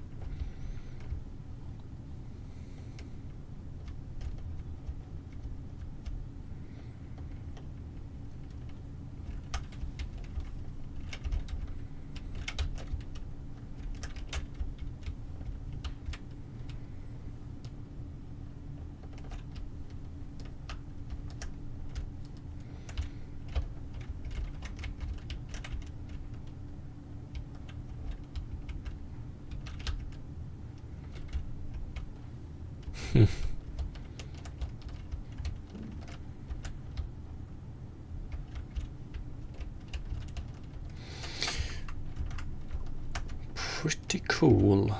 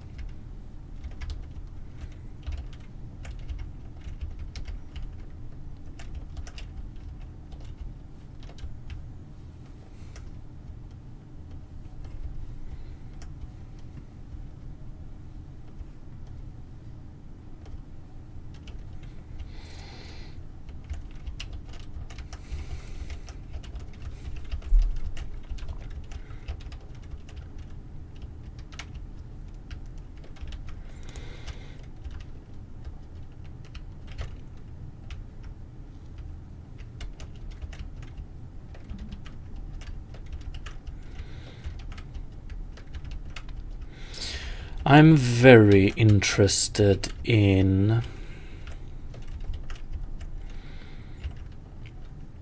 the closest points we get. What I wonder is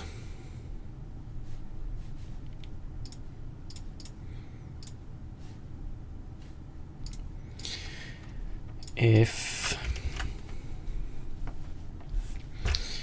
we have the ground here,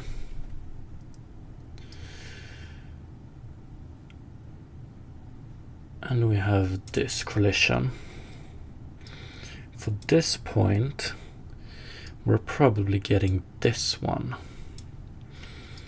For this point we're probably getting this one.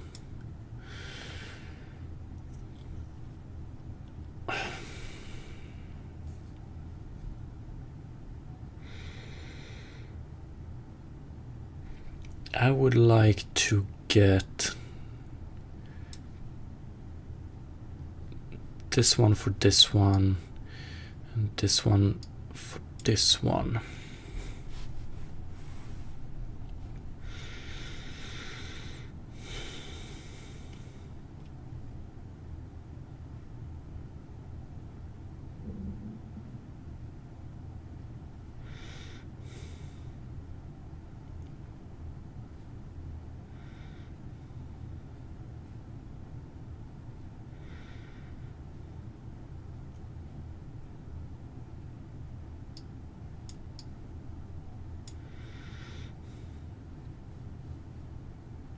I don't know if this is this true though. Shouldn't it always be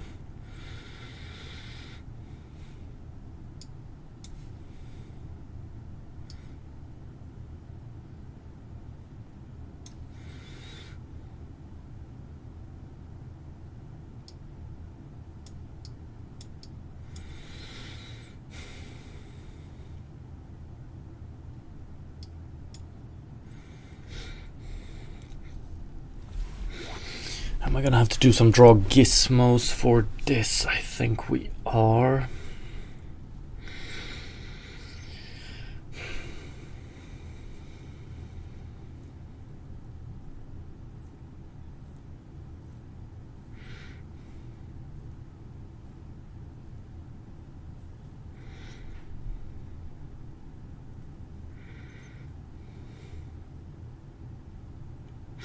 Fuck, it would be extremely cool if we could get this.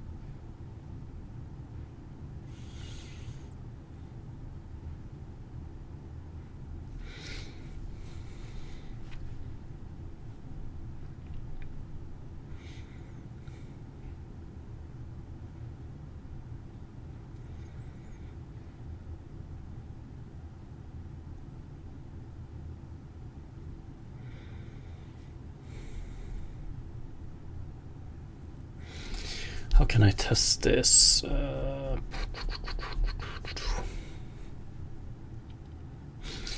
We could probably test it with let's see here.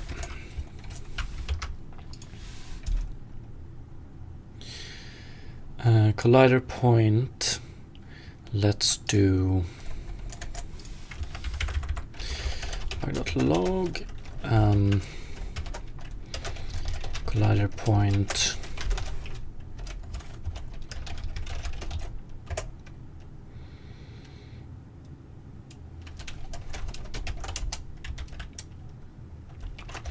terrain point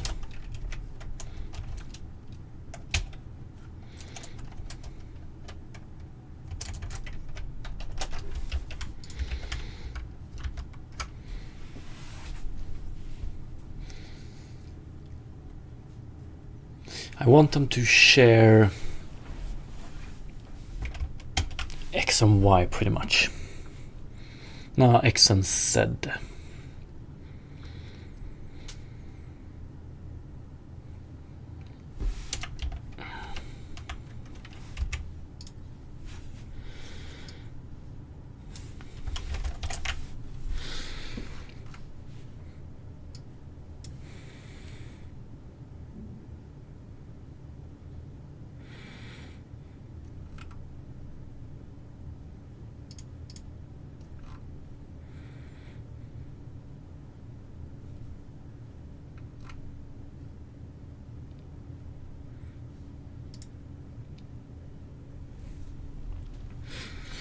Yeah, but that's not gonna happen unless we do some extra calculations. Okay.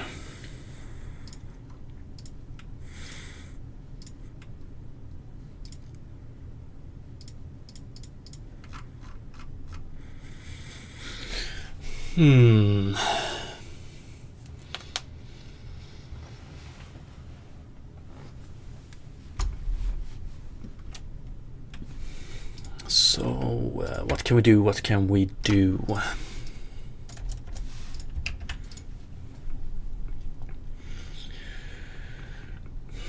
Closest point. Unity closest. Let's see here. Collider closest point in only one direction.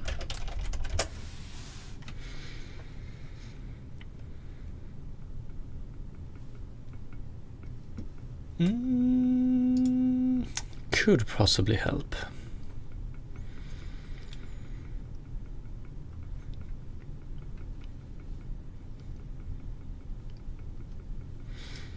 I don't want to do it with ray casting. I would really like to avoid doing it with ray casting.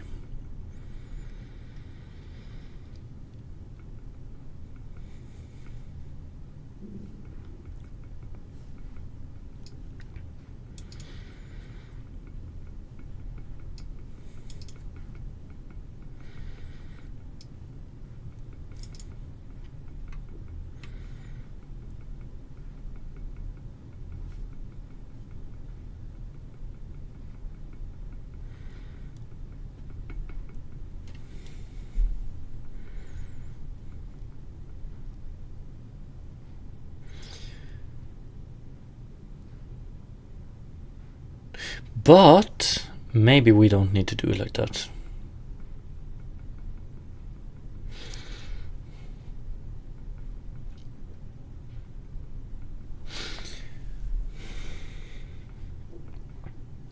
One could think that if we only care about this, then we could take the terrain point and we could offset it by the delta. So then we get a point here, and if this one is inside the collider, then we know it affects the ground, but that won't give us a distance variable I want to play around with eventually, because I think I also want to have this one here, height. Let's see if I can show what I mean. Yo, what's up, DevSpires? Thank you for the raid, and you too, you too.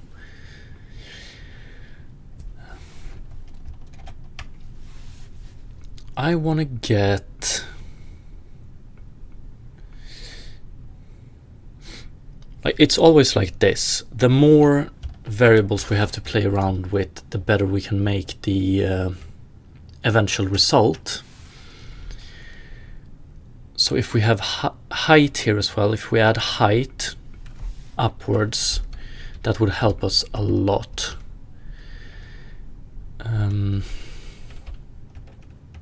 The easiest solution would just to care about points that should affect the ground. But I don't want to... which means that we would throw away a big set of data we still want to use. Welcome back, Cooler SK. So that won't cut it.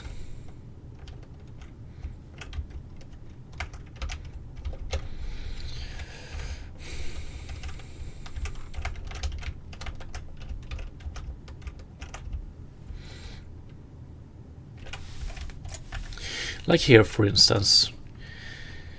Yeah, we get a activation here because the closest point to this one is somewhere here. That's less than our distance, but this one shouldn't get any activation at all because we take from the middle point upwards. We shouldn't have a collision. If we take the middle point here and offset it, closest point, we will still get a result. Yeah, we want to do closest point, but only in the Y direction.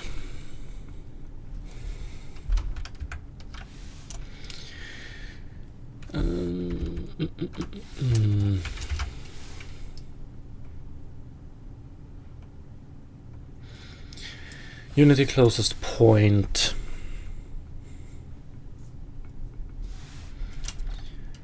Above point.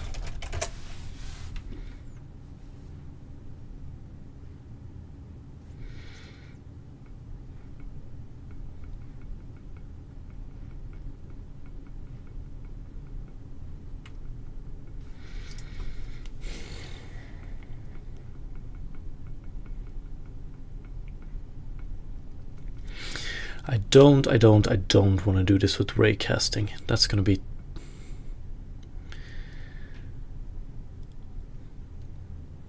But Unity... And when I say I don't want to do it with raycasting, I don't want to do it with physics.raycast. But Unity Collider closest point to line. Fuck, that won't cut it either.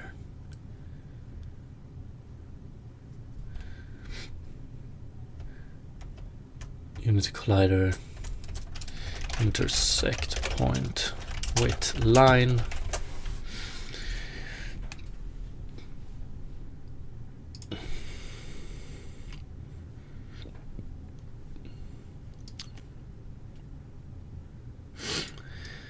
Collider.raycast though. Will that make it much cheaper? Maybe. But maybe not too. Maybe not as cheap as we want. Collider, raycast.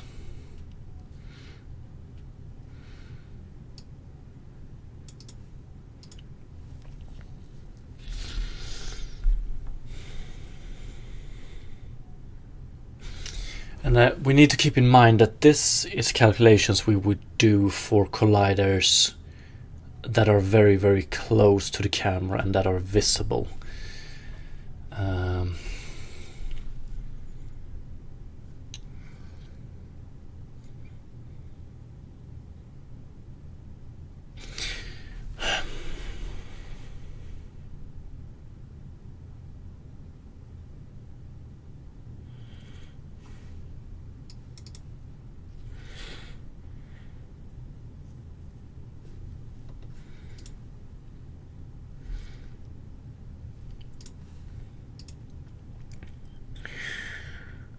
Yeah, we can definitely go with this one, but are we gonna get a crash? That's a risk I'm willing to take. Let's see.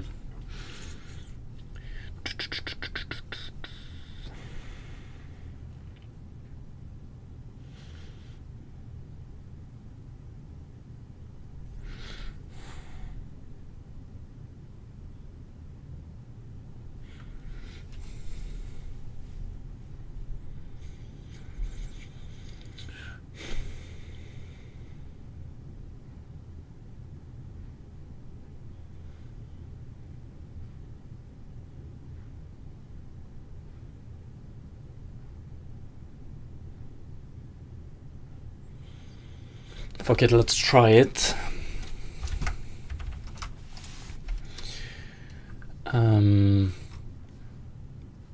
Update activity.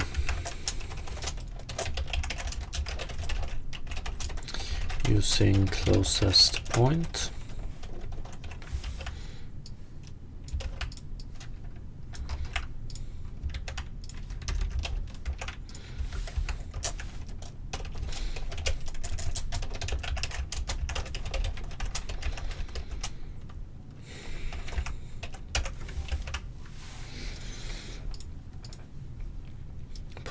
Position worlds, but I think we want to do it like this maybe.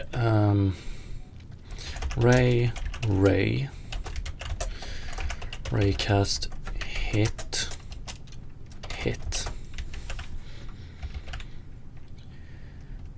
And then we do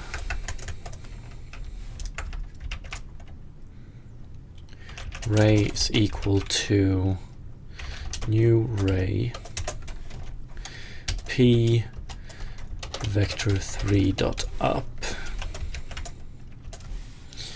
and then we do collider dot raycast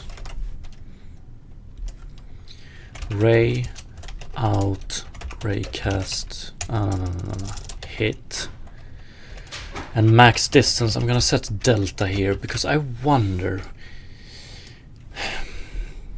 if we really care about points above this delta. We're gonna have to be real when we set this delta, or when we set this one. We're gonna have to be careful.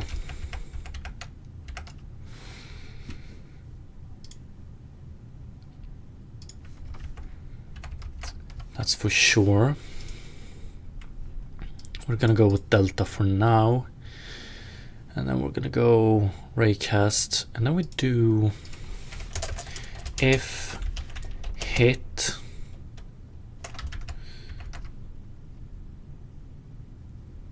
raycast hit info. Let's take a look at this one.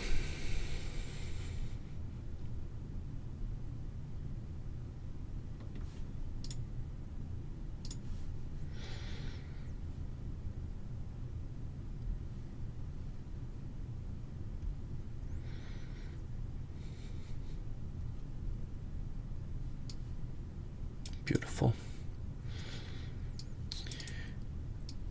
Like the collider that was here. Oh, one sec. Bool, yes. So we just do if, yeah. If collider raycast.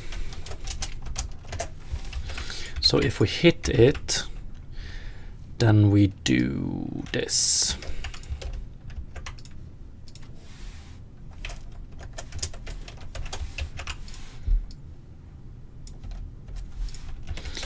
We can do some more cool stuff later on, but for now we just do this.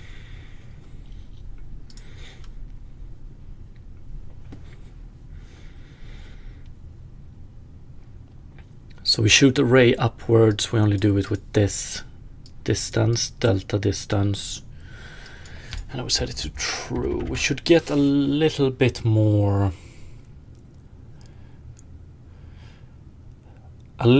conservative result this time around.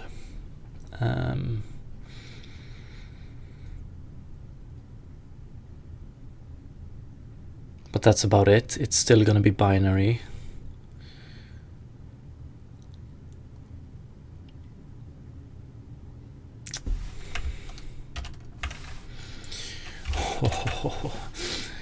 I really like... So in this case, yes. Character... So in the character's case, we're not using the outer capsule collider because it's... Why not, by the way? Because it's underground, I reckon.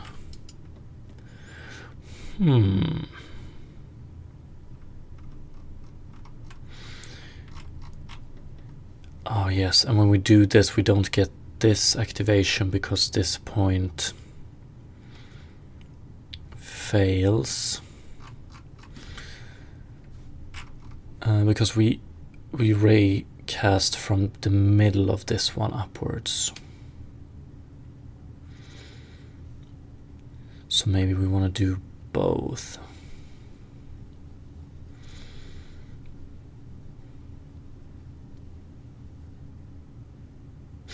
Actually, I think I've got it. Or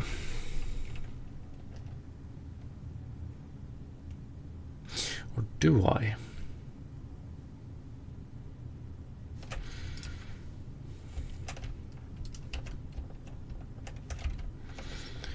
Yeah, look how conservative this is right now. It's pretty good.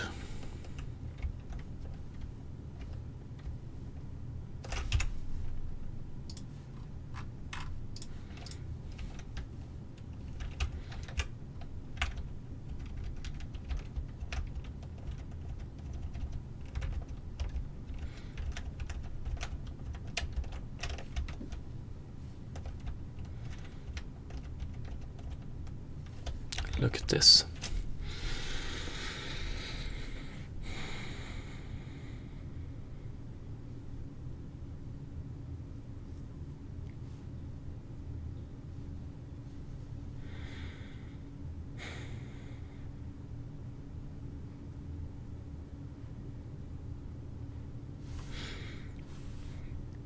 Yeah, we still don't properly handle out of bounds, so when we have something falling off here.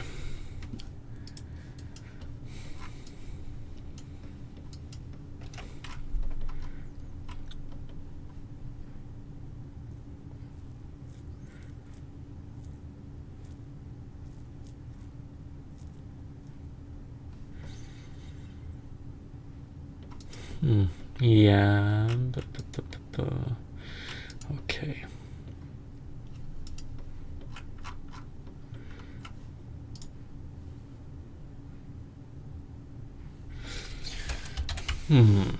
Okay, this is pretty good.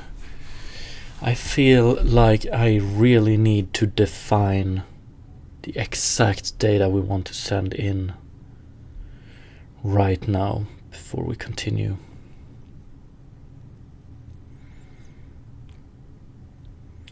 Although I wonder...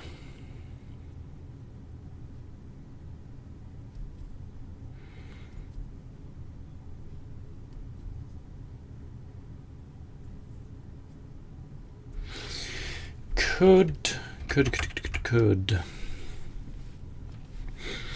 If we were to use closest point instead, and we decide to send in way more data, so this one will have its closest point around here, I think.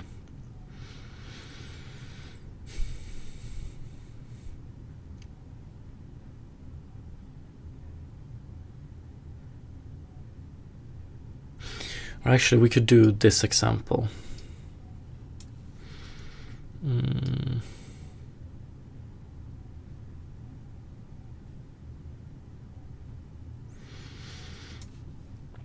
This example, with this solution, this point, with the current solution, this one would never find anything nor activate it.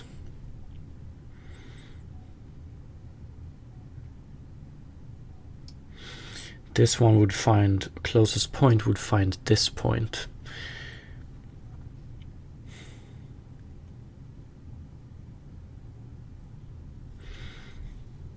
Maybe that's better actually.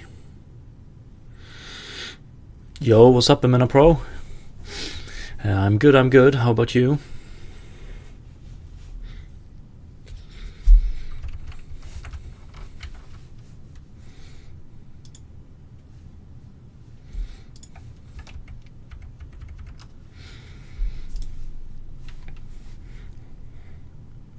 If we just pack the distance here as data and send that one down as well, could we use it to our advantage? Probably. Or is that enough, rather?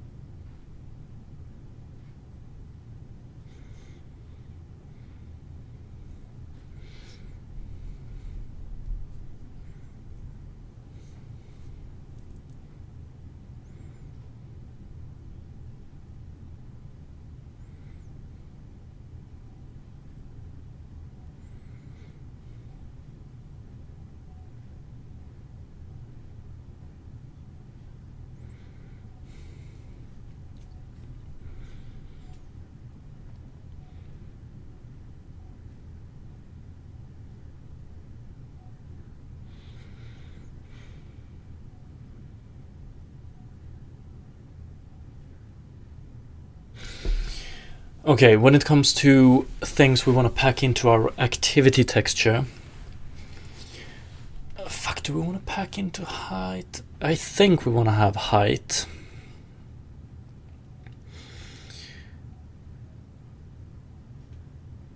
And some sort, we want to work with direction as well. In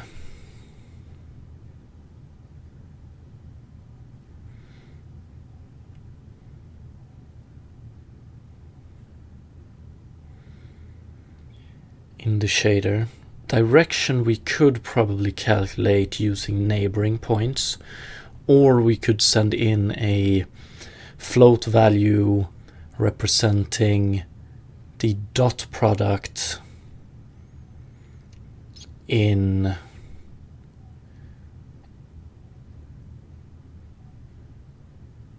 the dot product between forward in world space, but then we wouldn't know the strength of it.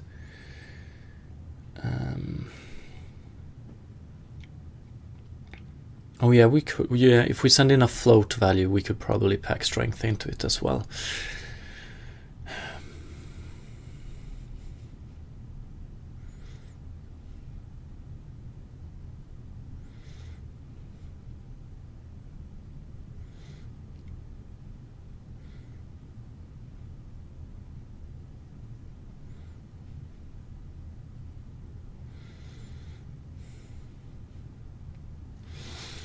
But I'm wondering about this one. This distance here is quite big, so it would probably be good enough to send this one in. But worst case scenario, nah, I think that's good. Let's try and send down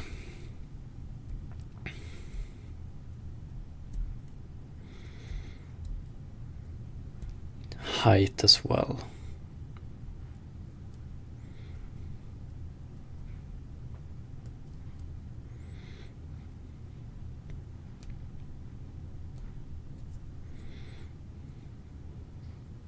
Oh fuck, I don't know. Do we really need height?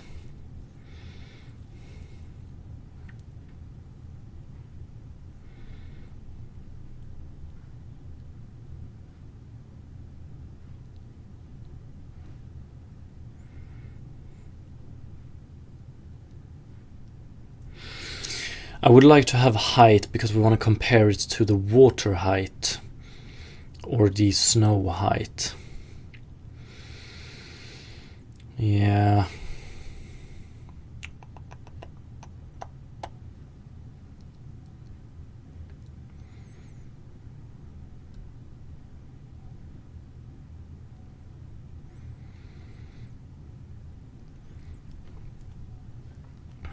And when it comes to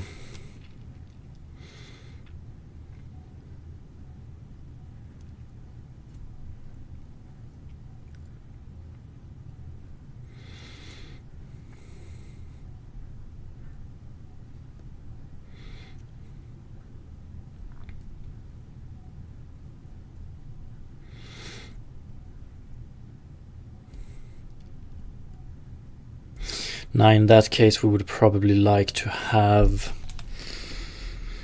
both min height and max height.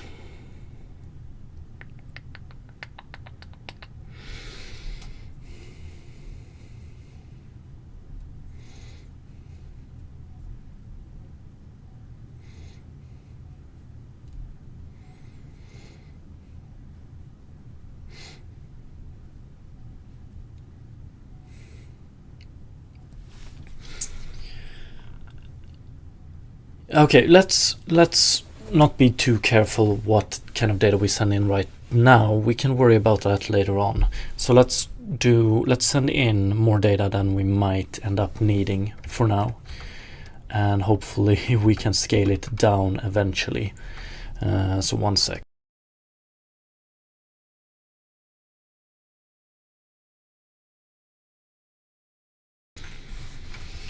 Best case scenario, let's write that up. What would I like?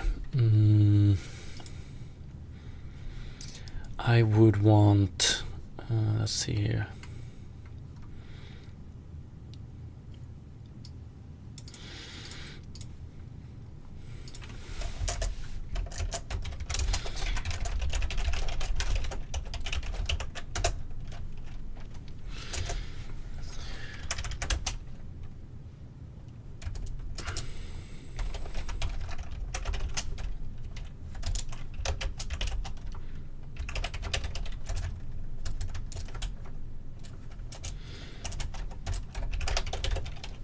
Let's do it bold.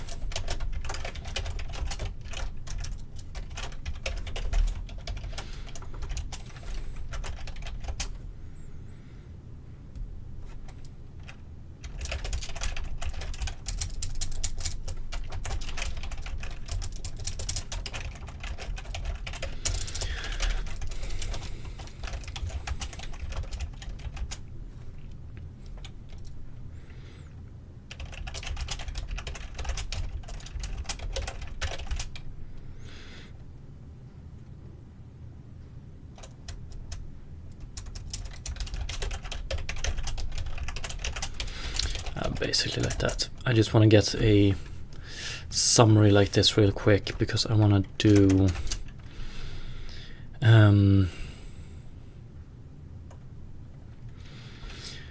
activity texture data version 1 0.1. Then I want to send down timestamp, height bounds,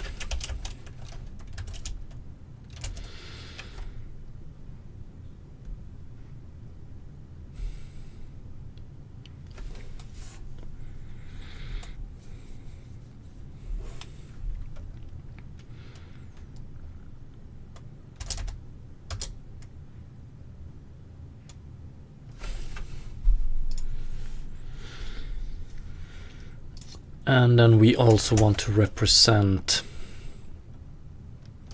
direction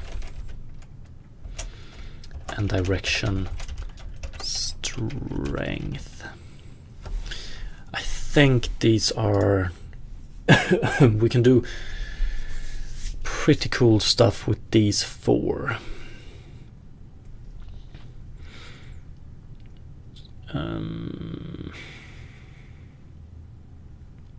Height bounds would pretty much mean that we can do a rough outline of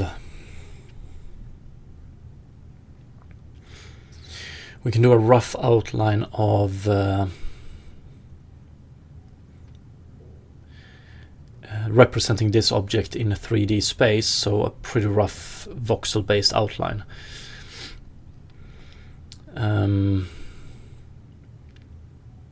But now when I think about it,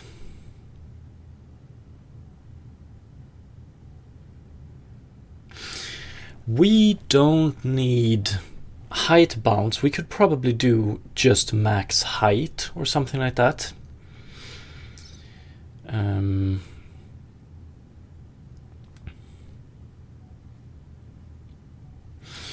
So for a ground point like this, first of all, before we send it down to the GPU, we check nearest point. Is nearest point on the collider close enough for this to be relevant? I wonder if we want to do it with a raycast. Maybe. So we get nearest point. If this one returns true, that means that we have an object that we want to send down the information to the GPU. But maybe that is information enough. Maybe we don't need the specific height for this. We can do a little bit of a rough. So if we have some data here, the timestamp, if the timestamp is proof that we have an object here that we care about. But so if we have this collider, for instance, the first check, yes, the distance here is less than our threshold, so we send it down to the GPU. The data we currently send down is just the timestamp. But then I want to get the max height of this one here, so that could probably be solved by adding a little bit of an offset here and doing a second raycast. But that means that we're doing 2 raycasts, and that sucks. But that would give us this one, so then we have max height, and maybe this is the only height value we need to store. So if we have these 2 on the GPU, then we know that we have something here that is relevant to us. We know that it's close enough to the ground. We have the height of it, so we have this information. So if we have water here, then for instance, then we can check water height at this point. What is the object height at this point? So we can use it. If we have snow, we can use this as well. Because if we have max height and we have something moving down here, then we don't care about this. We don't change the water. Yes, maybe that is enough.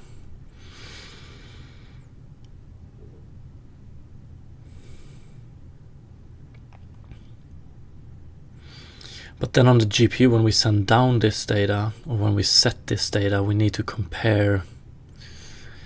What if we have ground, water, we have an object here, but we also have an object here? What happens then, and how do we handle that? Then we have a problem with the fact that this object might not be noticed by our initial check.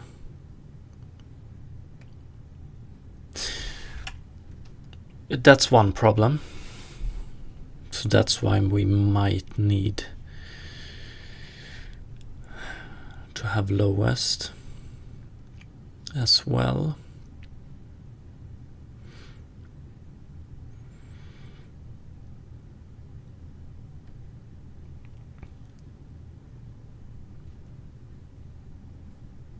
Maybe it's as simple as doing a min-max height check here.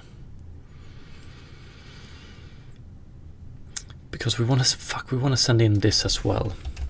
The good thing with the height values is that we only care about representing them. We don't need to represent them by a float. We can represent them by byte, which means that we can send in. So if we decide to send in height bounds max and min,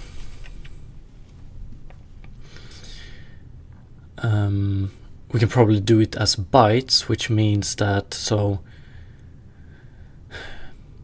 if we open up for that, we have 4 byte values we want to fill, because we can only send and work with 32 bits. So by adding any of these, we're at least going to add a second float. Best case scenario, we can do it as 4 bytes. Byte 1, we can definitely do height min. Byte 2, then we can do height max. Byte 3 and byte 4, we could probably pack direction and direction strength into 2 bytes as well. If we think about representing direction as, we don't care about direction, do we care about direction upwards and downwards?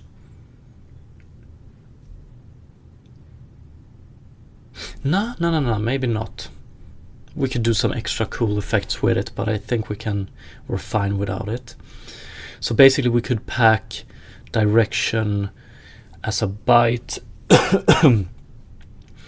We have a direction vector in world space. We limit that one to the x and z plane, and then we take forward world and we do a dot product here. But then we only get half right, yes. But we could probably do it as, we have the angle in world, we project it down to the XZ plane, and then we calculate angle between these two. I would like signed angle, so we get an angle between 180, minus 180 and 180. So 360 basically. We offset it so we have it between 0 and 360. And then we want to pack that into a byte, which means that we do division with, we do division with 360 and then multiply with 255. So basically we try to represent 360 degrees, but only with values between 0 and 255, so we can represent a degree difference of 0.7, and I think that's definitely okay. 7 degrees, that's not too much. Well, actually,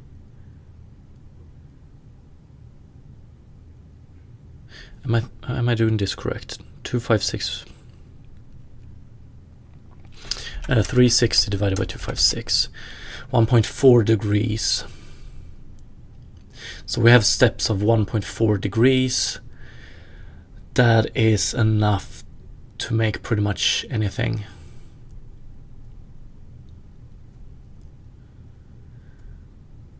Which means that we can do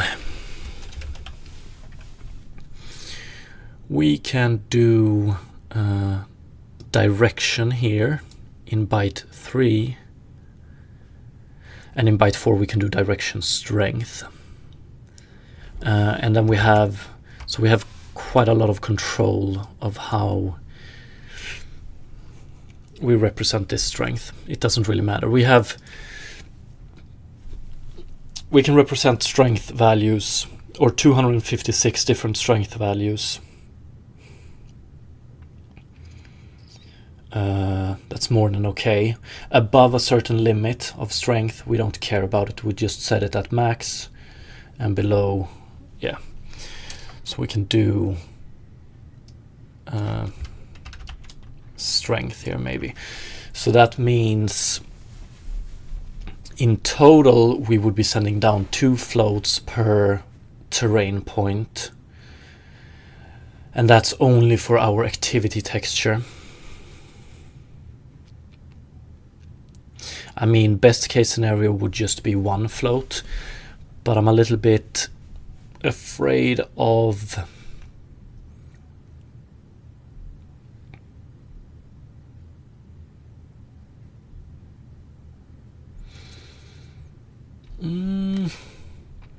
it would be amazing to send it down as bytes. What we could do,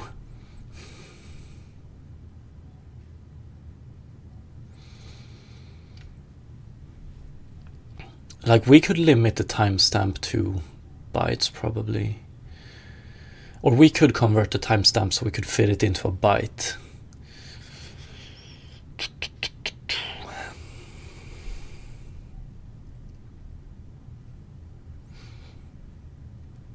Maybe. For now we can probably do it as a float, but I'm open to change it to a byte. I think we can do it pretty easily. But if we manage to represent the timestamp as a byte and work with it on the shader, we still have the problem of we already have 4 byte values. If we add a 5th one, we're still gonna have 2 32-bit variables we send down to the GPU, so we don't gain anything. We can't gain anything unless we remove one of these. So then it's a question of which one can we do without here. Chromos, thank you for the follow, appreciate it.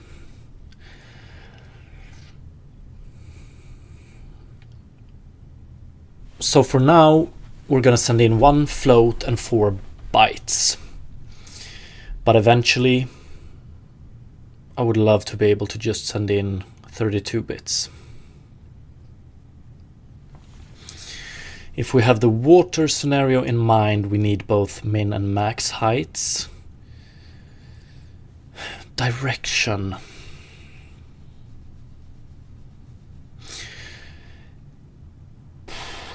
If we do direction and strength, if we pack direction and strength into 1 byte, I mean, that would be the most natural, I think. Or actually, no, fuck that. I think we can age min and age max we can probably pack into 1 byte. Chromos, what's up?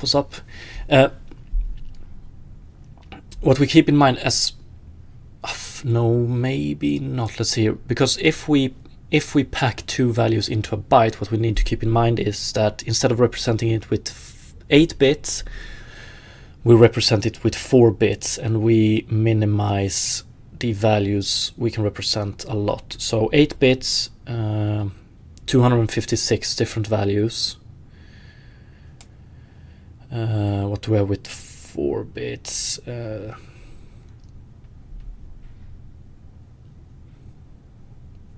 With 15 values or something like that.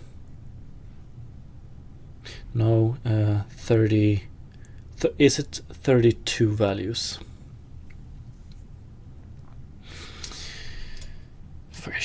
I should know this by heart. 2 values for 8, 16.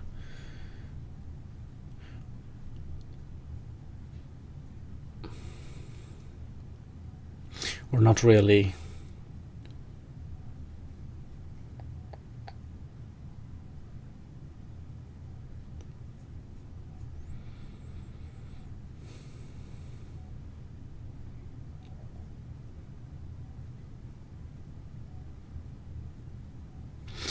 Yeah, 1 1, that's 3.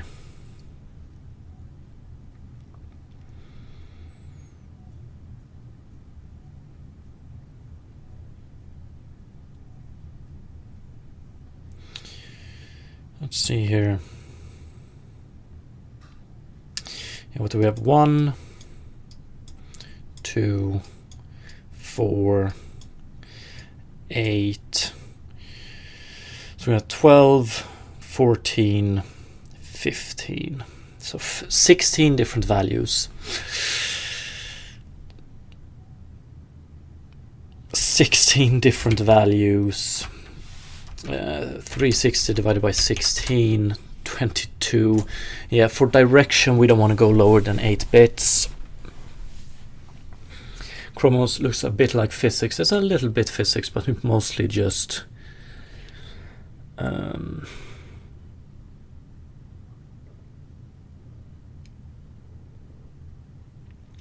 we're trying to represent real world data or scene data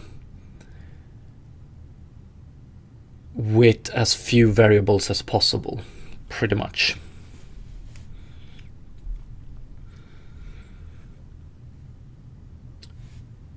Like we want to compress scene data, relevant scene data, so we can send it down to the GPU for cheap, and then we want to unpack it on the GPU, and we want it to represent the scene data as good as possible. But yeah. So, for instance, if we pack age min and age max into 4 bytes, that means that we can only represent 16 different values for height. So if we have a terrain that allows for a height difference in the lowest point is 0 and the biggest point is 100 meters, I'm pretty sure we're not going to go that high. Fuck it, let's go 10 meters. That means that we have 10 meters divided by 16. We can only express half meters. Is that so? A little bit more than half meters, and that is pretty damn rough.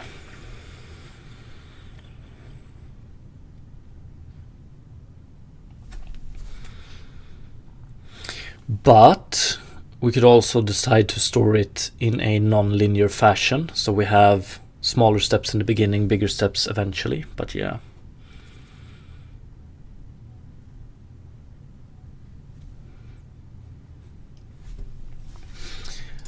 Is it this that's our cleaver?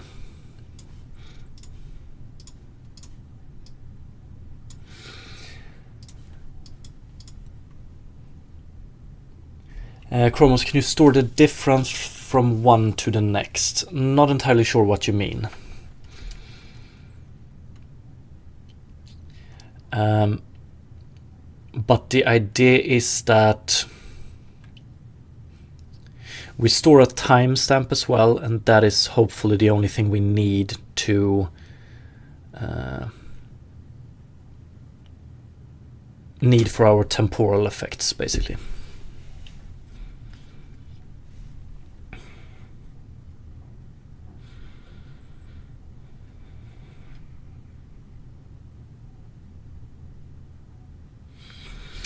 Rather than storing the height value, use 16 bits to hold the height difference from one cell to its neighbor.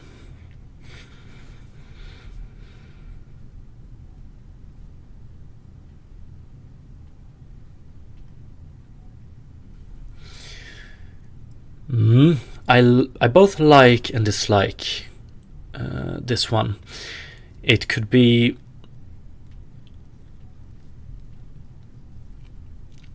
we could definitely make it possible to store. We need less resolution on the stored values if we do it like that, but I would also like to. So like this information is going to be heavily used in a lot of shaders eventually. I mean a lot of shaders. So the less data we need to read per pixel in the shaders, the better. So if we introduce compression by neighbor data, then that also means that when we recreate the data on the GPU, we need to read neighbor data. But that's definitely an option. Definitely. Cooler, there's even a kid-sized mini cleaver at the bottom. Yeah, we have a lot of cleavers here.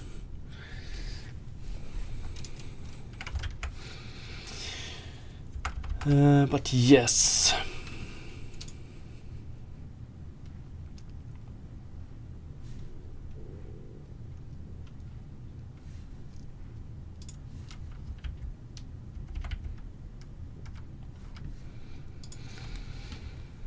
Okay, I think what we're gonna do right now, we're not gonna worry about compressing the data even more. We're gonna have timestamp as float. We're gonna have height min as byte. Height max. Oh, fuck. I'm gonna do it here. Activity texture data version 1 timestamp.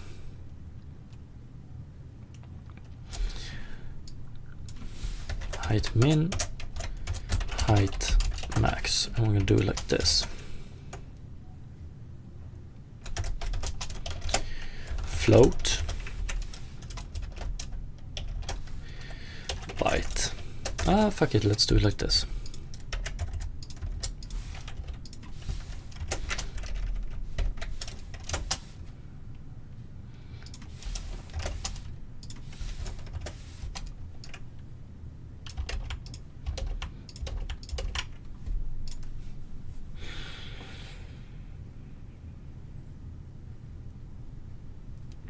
I assume you decided this is not premature optimization. I fucking love premature optimization, unfortunately.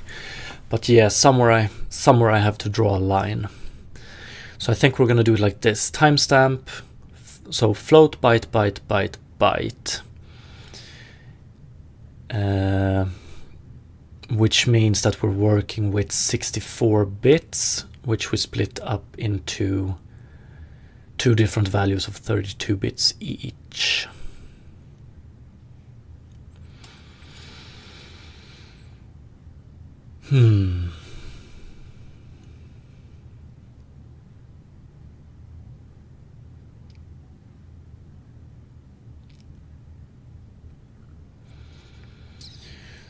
So now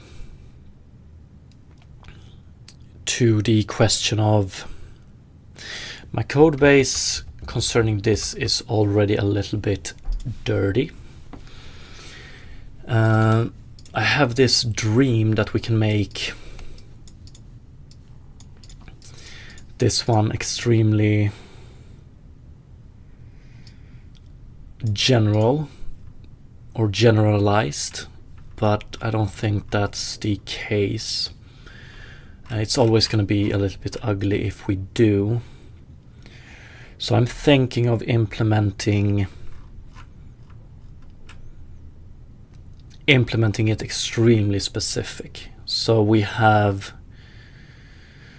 terrain data activity or terrain activity data, terrain base data, and terrain water data in here, and then it's up to each of those to handle this shit. But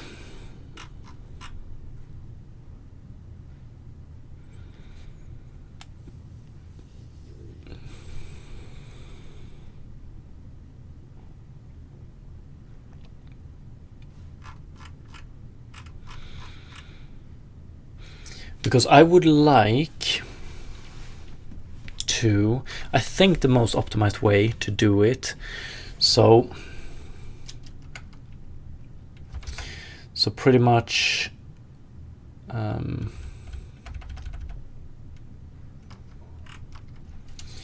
we do a terrain activity data here, which has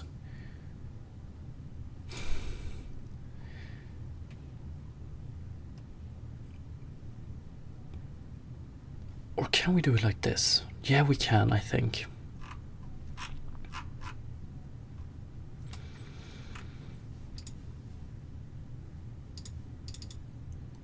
Yeah, we can.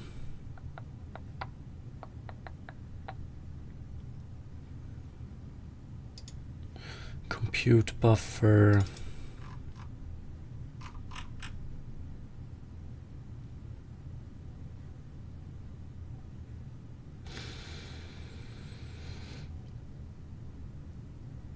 Fuck yeah, I think we're gonna do it like this.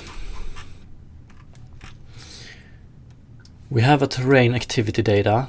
In this one we have float timestamp, byte height min, byte height max, byte direction, byte direction strength, whatever. This compute buffer doesn't know anything about what we actually have. With a question though, so on the GPU side later on the GPU side, we're gonna have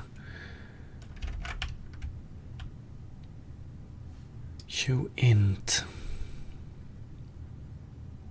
I wonder if it can handle a cast.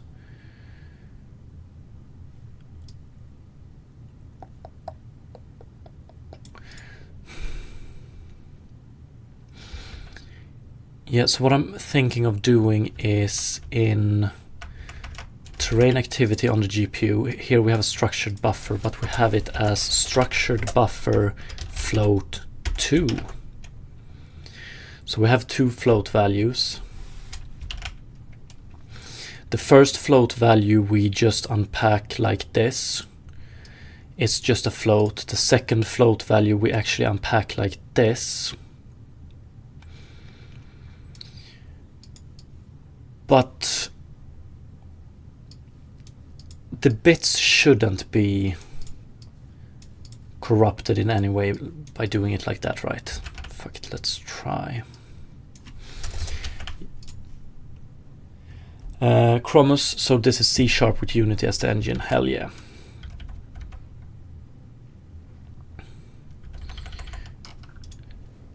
So yeah, it basically comes down to Unity, C# and HLSL. That's what we have to work with.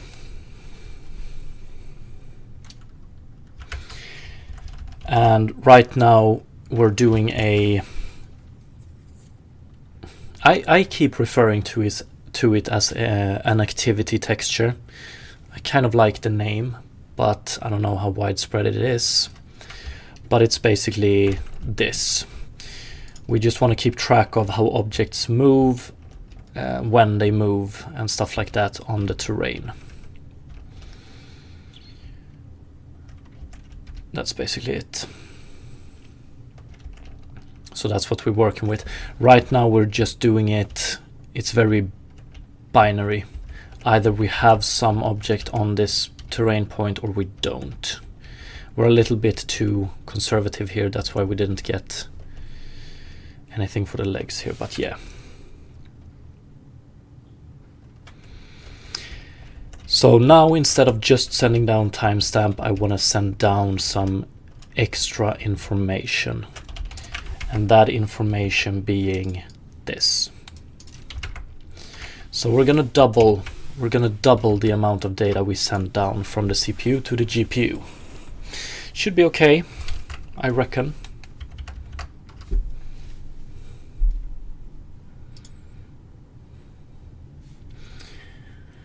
But you never know. But before I start doing that, I just need to run AFK real quick. I'm talking like 1 minute, 2 tops.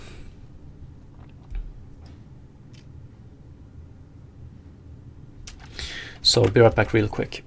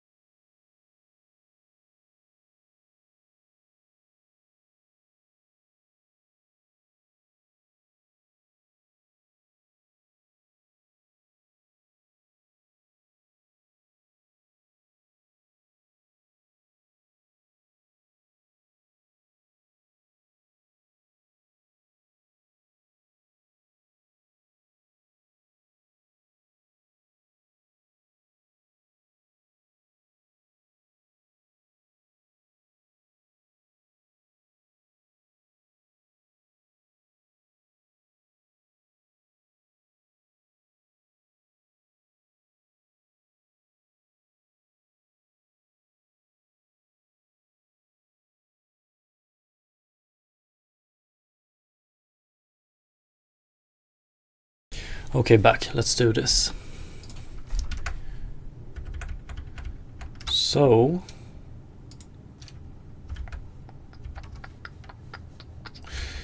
yeah, I'm gonna move to be way more specific when it comes to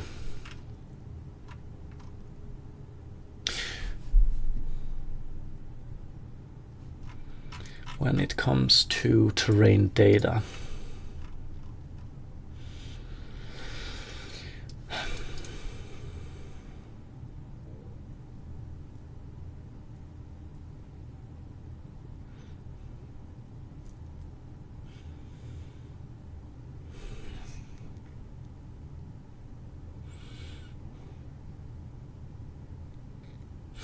But I also kinda don't want to. It depends on how deep down we get specific, because I still want to be able to have something like this. Set terrain data.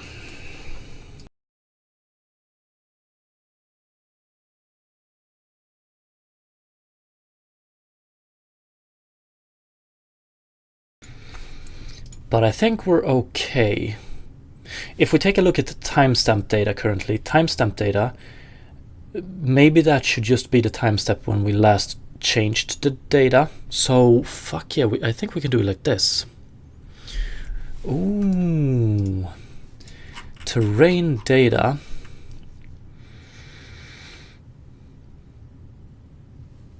This one has to be specific. This one doesn't need to be. Yes. Yes. Because we set the timestamp when we do this, which is going to mean that we change timestamp 3 times when we change a value, but that should be okay. This one needs to be specific though. Terrain data. We can use interfaces for structs. I guess that would be the best option.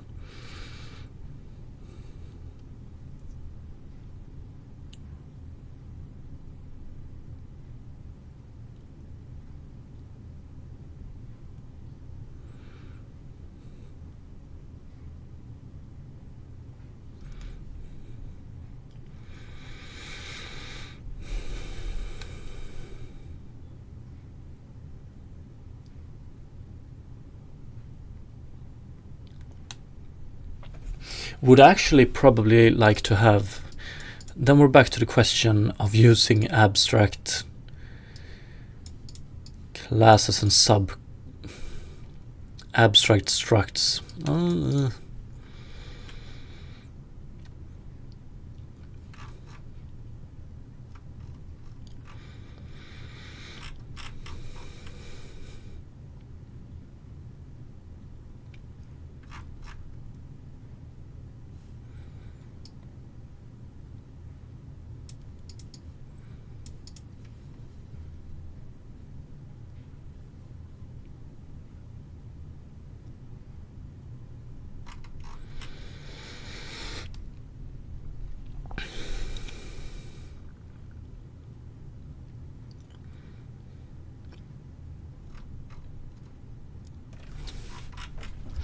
Let's do it like this. Terrain data buffer.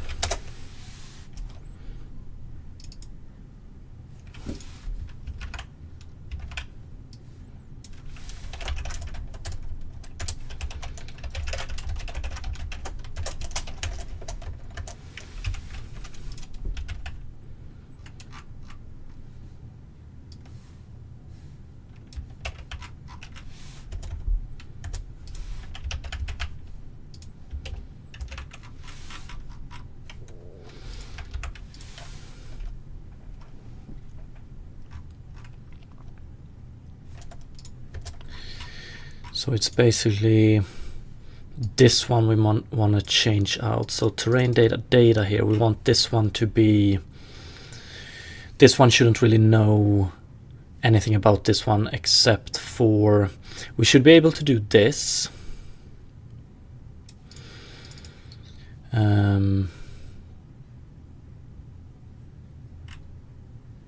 With height, yeah, I'm okay with that. So terrain data size here, this one needs to be different as well. Data length.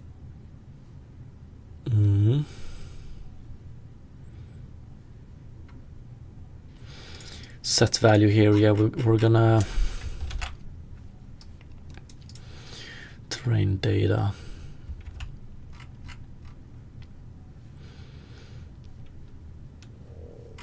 I think we could do it like this. We could do terrain data as a interface. Then we have terrain data basic. Then we have terrain data with timestamp. Pretty much.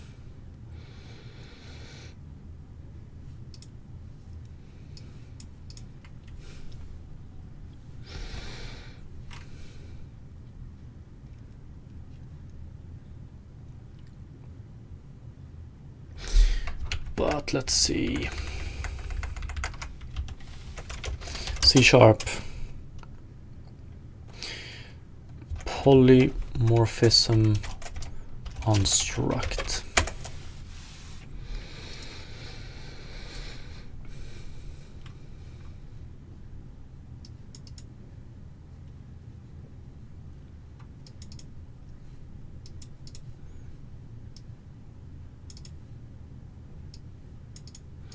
Structs don't support inheritance.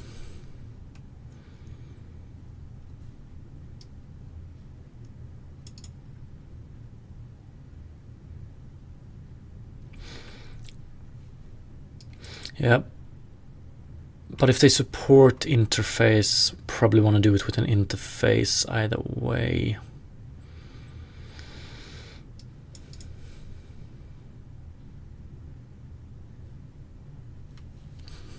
But I don't know, it feels a little bit...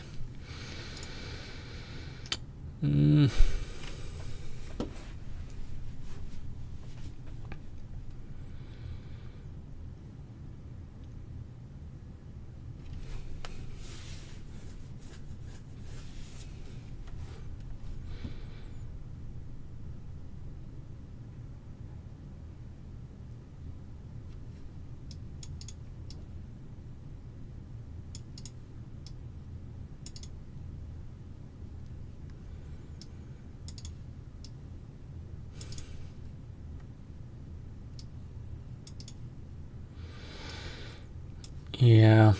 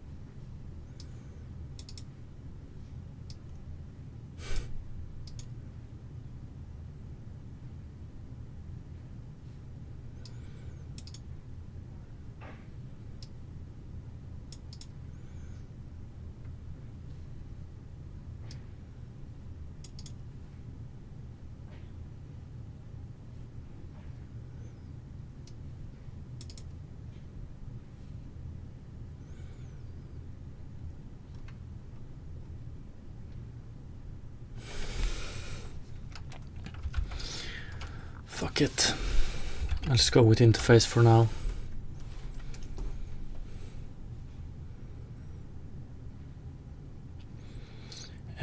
We'll probably want to implement a method where we set multiple data at the same time as well. So instead of setting this eventually. So instead of setting first this one and then this one, and then this one. We can set all of these, because if I understand this correctly, basically what happens when we do this is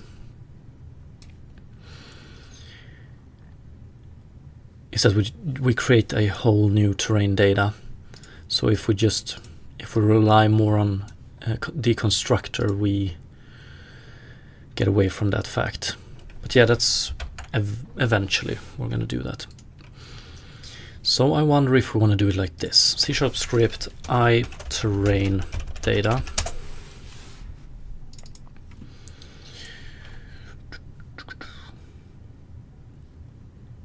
But then again,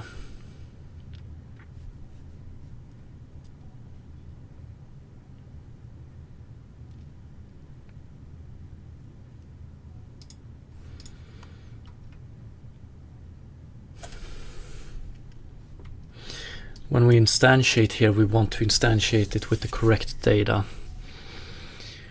type.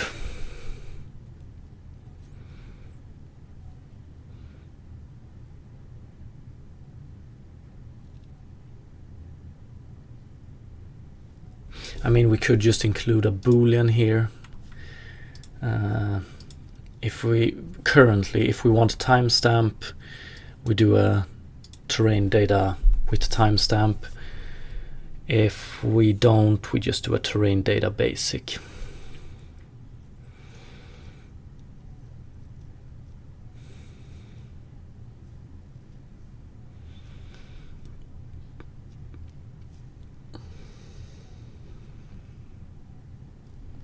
Yeah, I mean, I guess that's the first step, although I wonder, terrain patch, when we instantiate this data, what do we do? Terrain data buffers, and do it like this, and then we do it like this.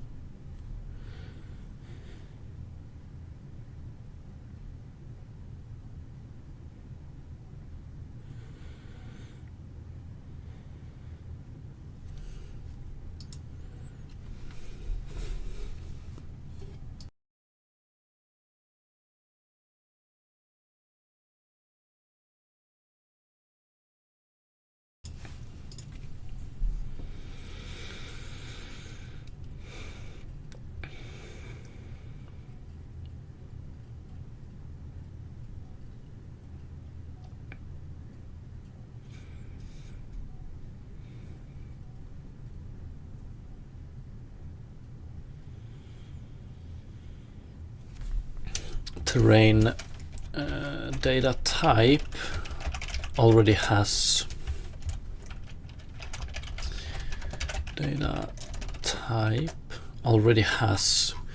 quite a lot of control of how we store this and such.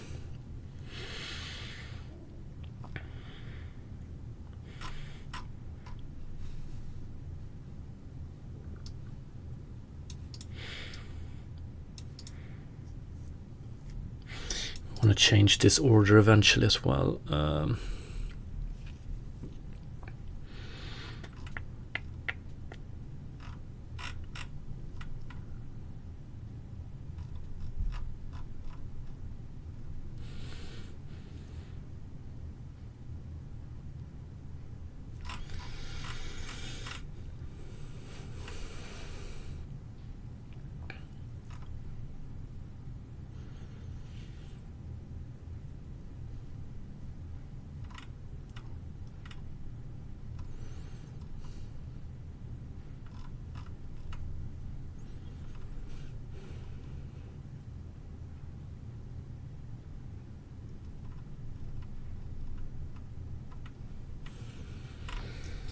Chromo's gotta go, enjoy. Thank you for stopping by and the follow, appreciate it. And good luck with your day.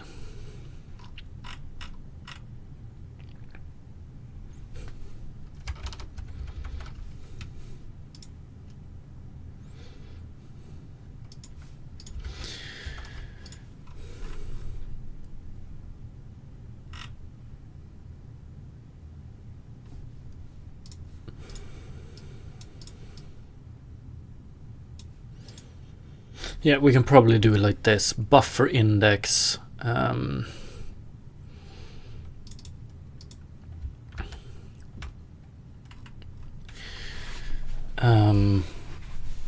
Buffer index.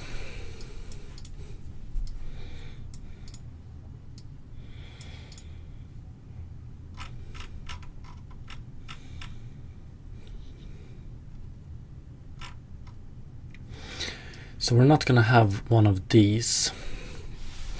Instead, we're gonna have it like this. Okay, it's a lot of changes now.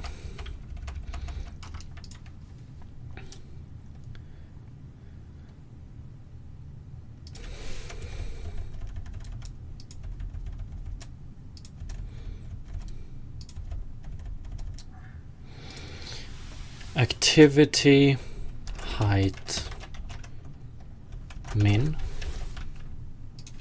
activity height max, activity direction, activity direction strength.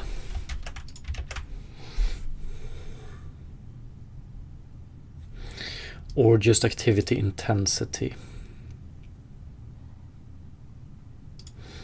Let's keep it like this for now.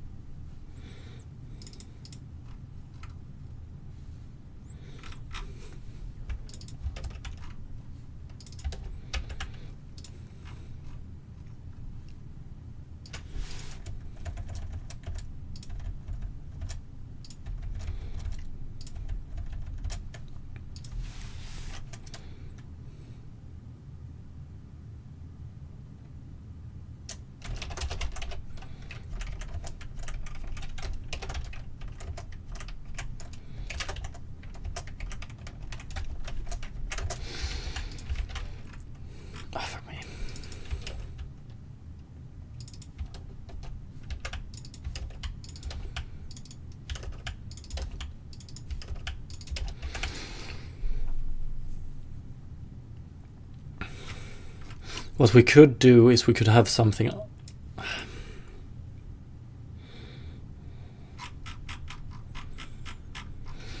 like given, yeah, we could do the opposite of this.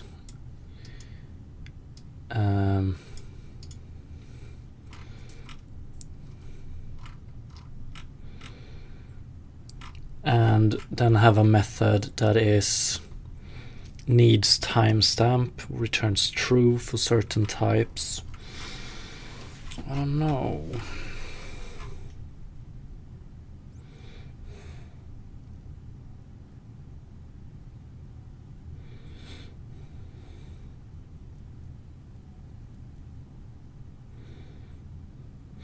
I like to have these terrain data types as enums because it makes it looks very nice when you work with it. When you want to change specific data, you use the enum. So I don't want to give it up just yet. But buffer names here. Oh fuck yeah, let's do, since we're doing this, we might as well.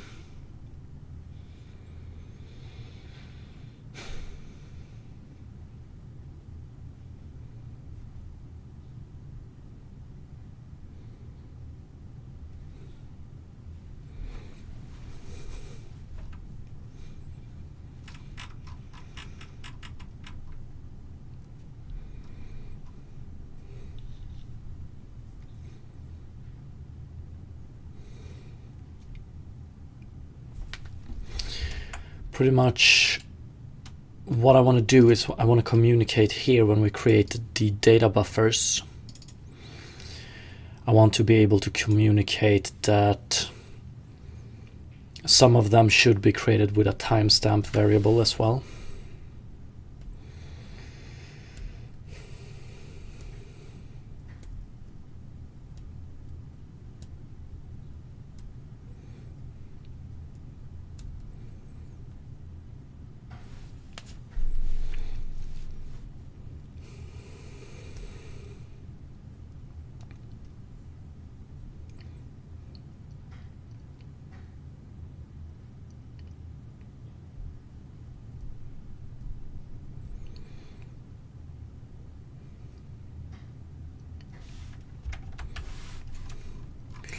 which we could probably do with something similar to this. Terrain data buffer size name.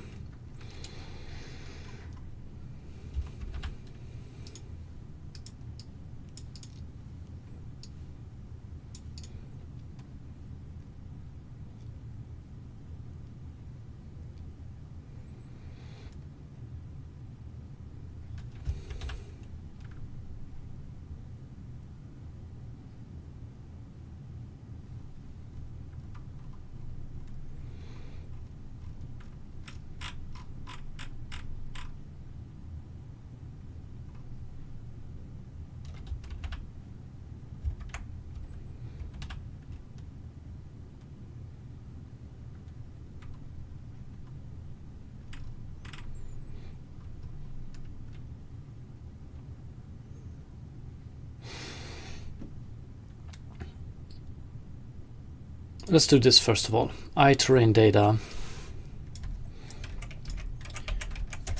Let's define this interface.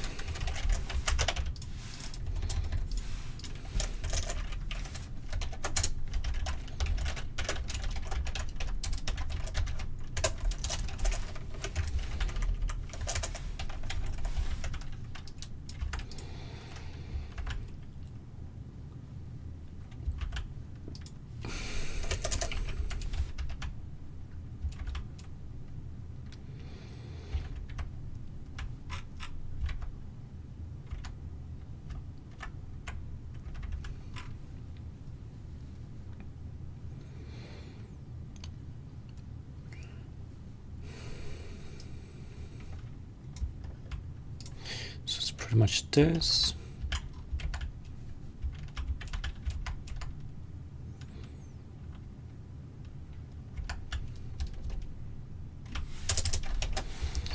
Something like this.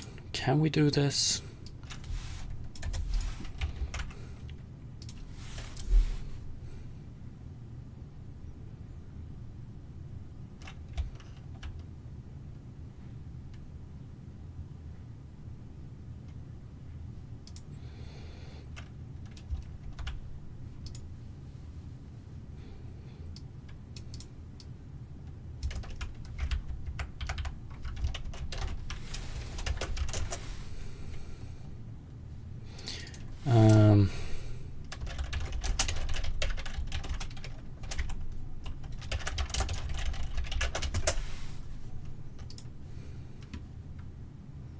Oh, yeah.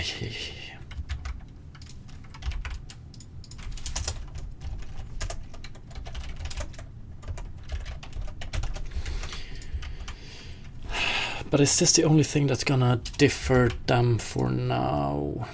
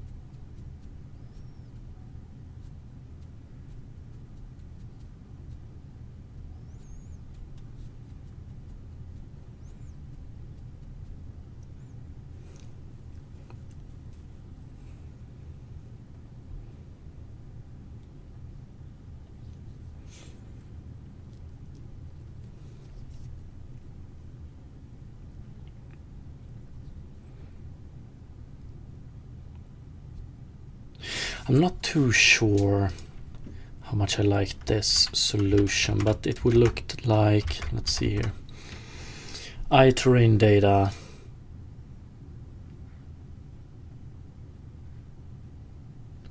And then we can probably just call this one terrain data.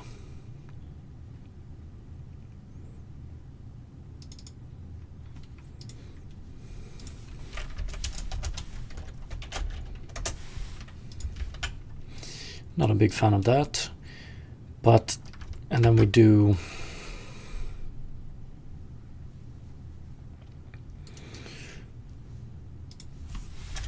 terrain data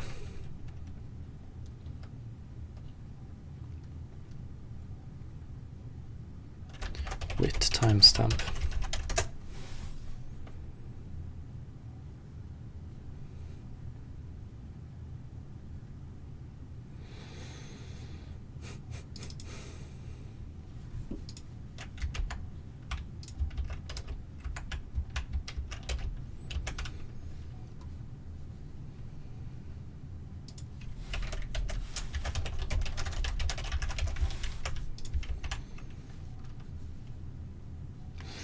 And then we do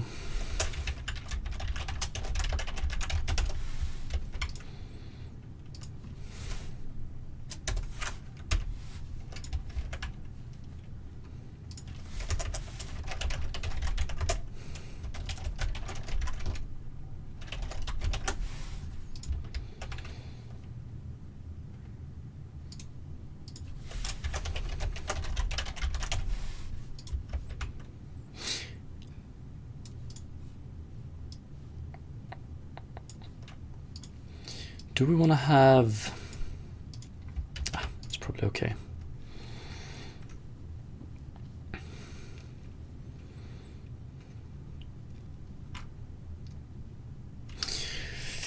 Yeah, the problem is...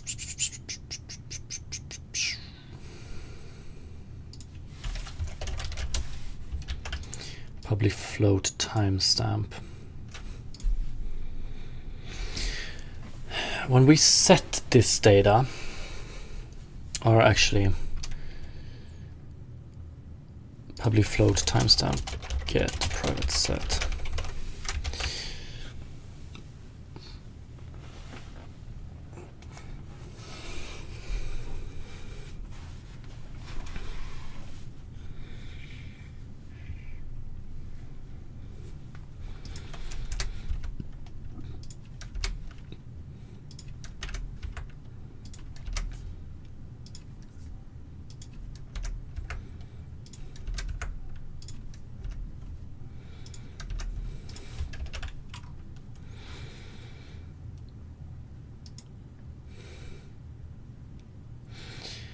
We want to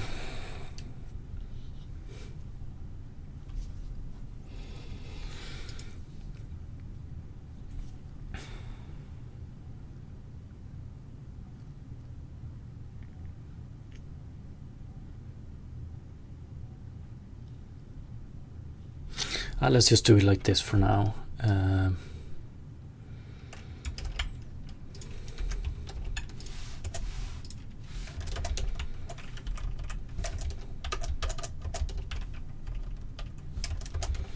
So every time we change a value, we change the timestamp as well for terrain data with timestamp, that is.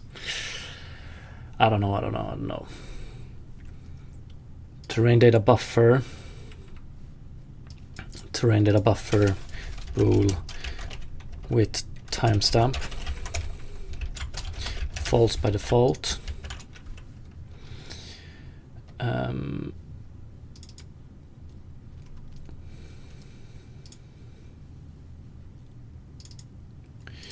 So here we do I terrain data.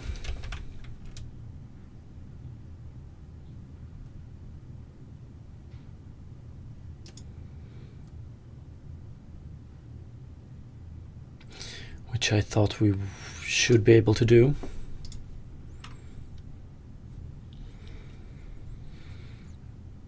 Yeah, we should be, right?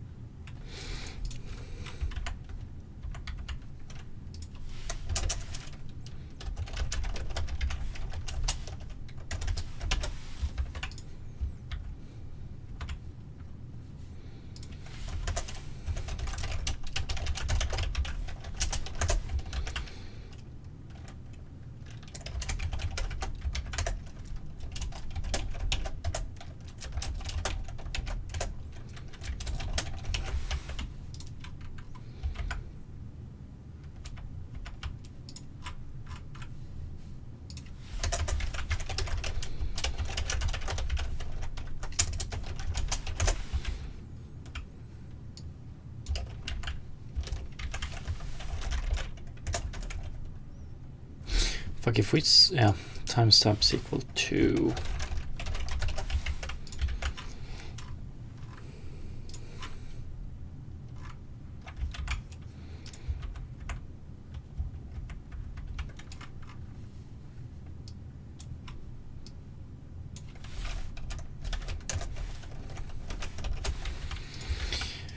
very mutable struct. Oh well.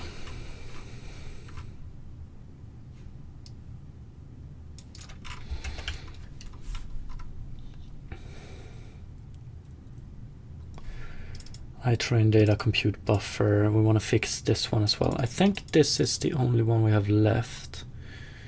Terrain data.size.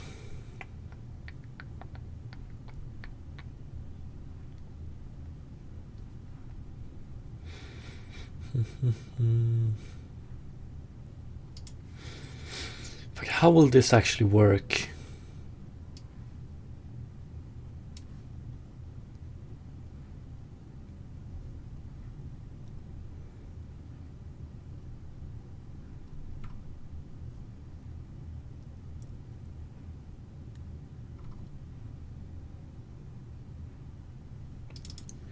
When we don't know the size of this one.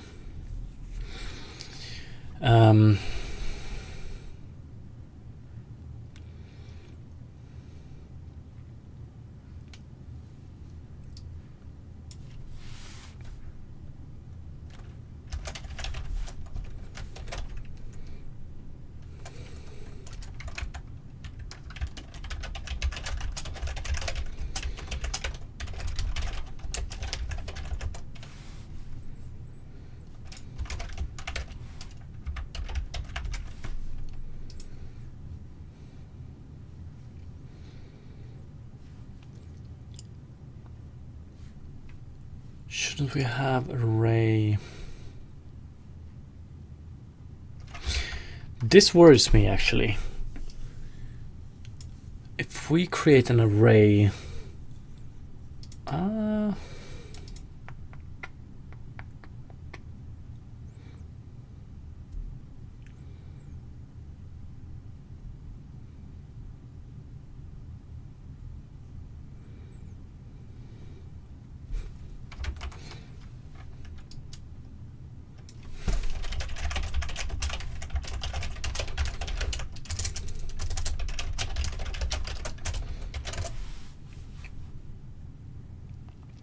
but I'm not sure we should be able to do this repeat.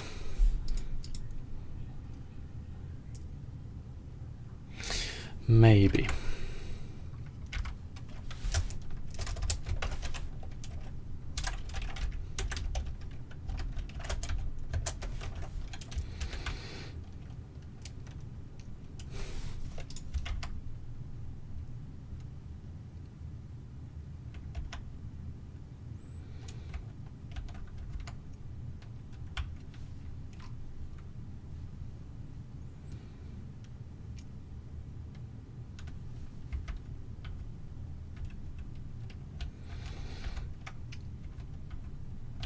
Where do we have it? With timestamp there.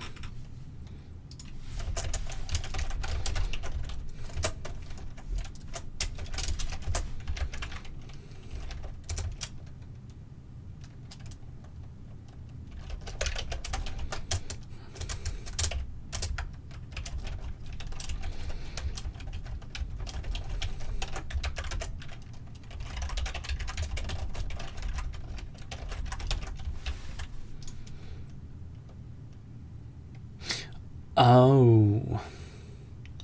Yo, what's up, Redark? Ooh.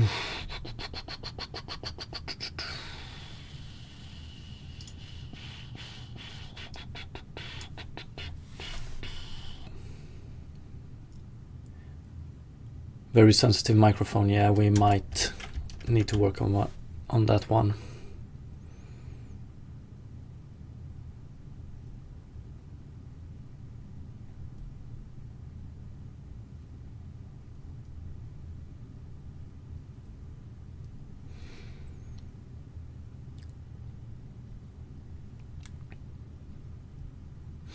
Okay, me.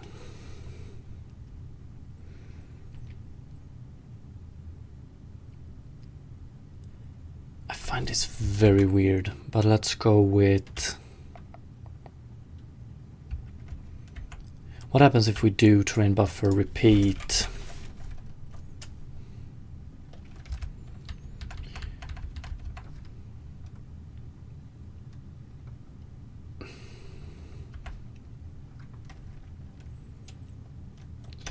New, I would do with timestamp, new terrain data.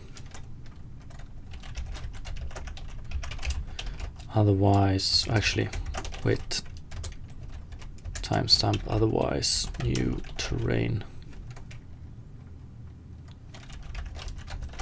data. Do we want to do...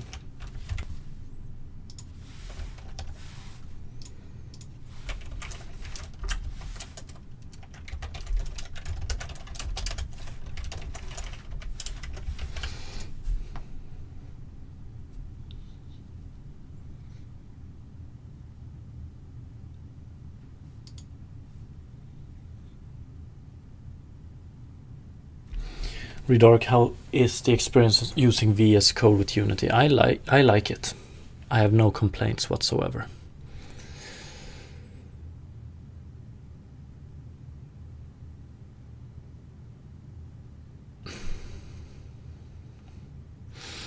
Okay, I get it. What worries me is that we can do this. New iTerrain data width times height.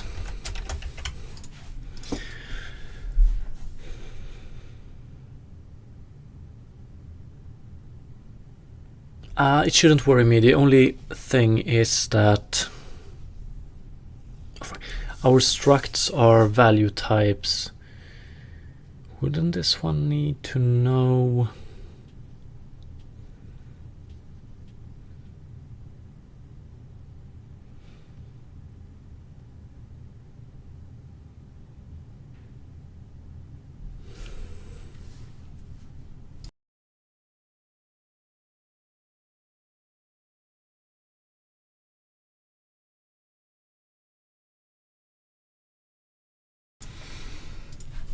This scares me a bit.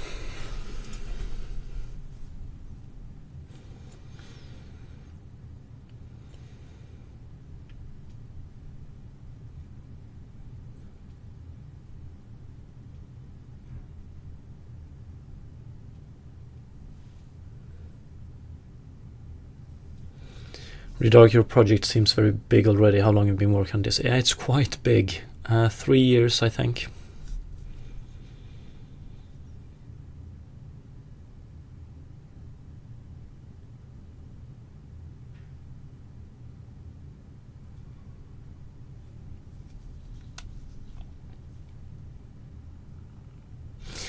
Nah, something is wrong here. I'm instantiating an array of value types, but the value type is not decided just yet. But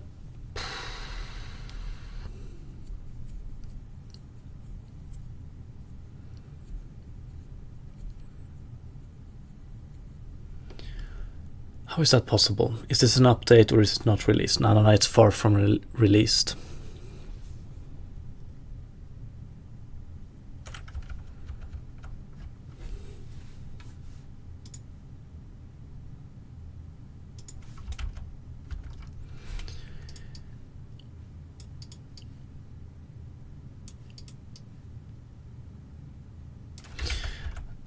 I need to C# instantiate array of structs implementing interfaces. Array of structs inheriting interface appear to be reference types. Yes. I wonder about this.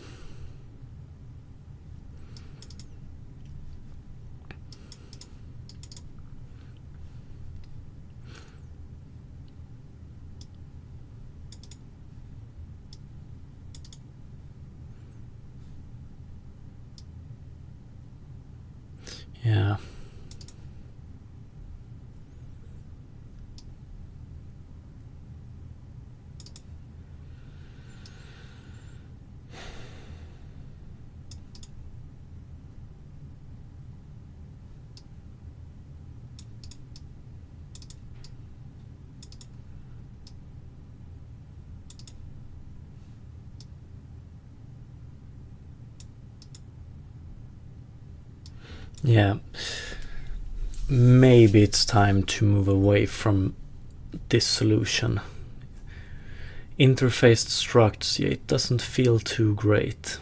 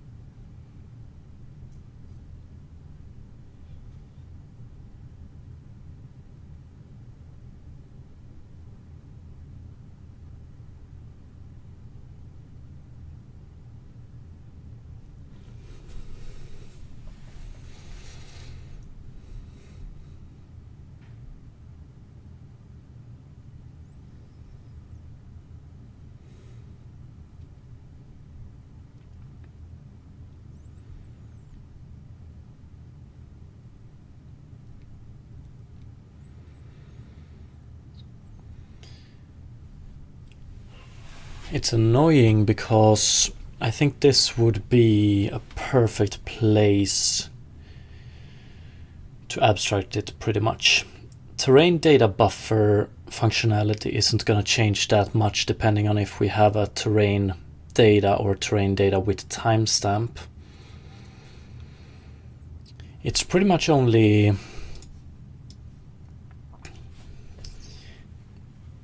it's pretty much only this one we need to care about, which bothers me. Can we do...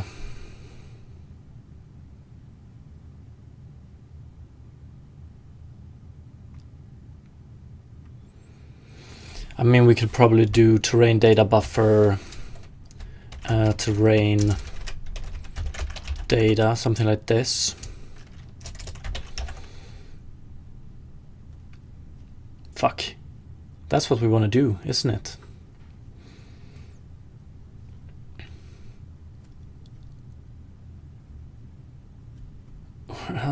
Or is it? Yeah, let's look into that. Redarc are buffer scary. I always avoid anything that says buffer. Honestly, I thought so at first as well, but it turned out to be a little bit easier than I anticipated. At least the basic stuff we're doing right now. So pretty much what you're seeing here is that we have our custom class terrain data buffer, which works with compute buffers. And this class pretty much just, in some ways, it's our solution to texture. Instead of using texture 2D, we handle it ourselves using terrain or compute buffers.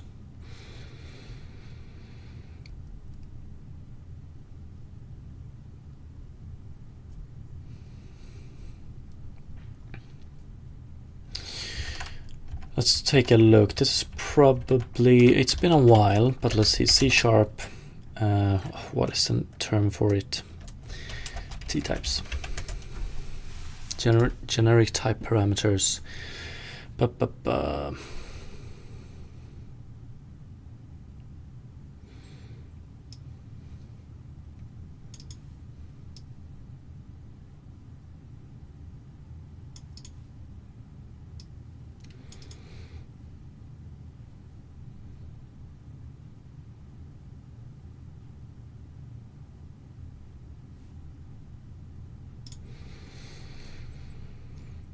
Yeah, I'm pretty sure we want to go with this.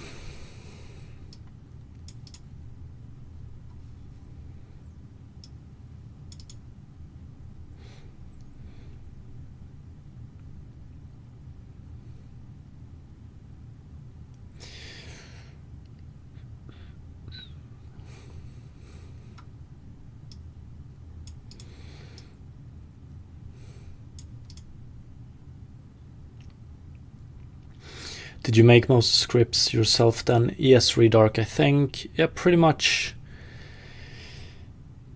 everything is self-made.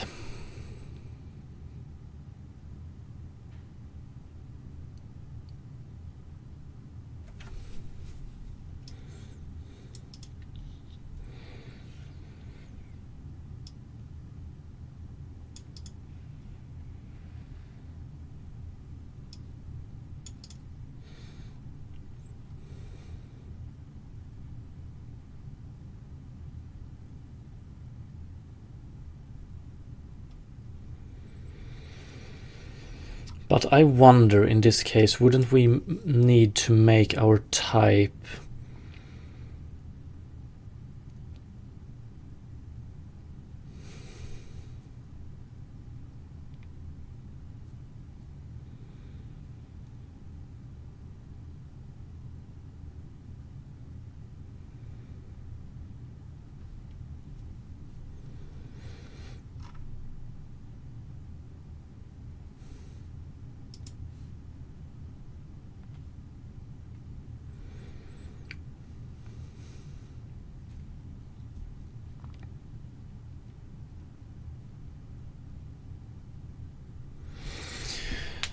what are you trying to do? Right now we're just trying to send data down to the GPU to work with it, but we want to be able to send different types of data. So one type of data might be a struct that consists of 4 bytes, while another one might be a struct that consists of 4 bytes and a float.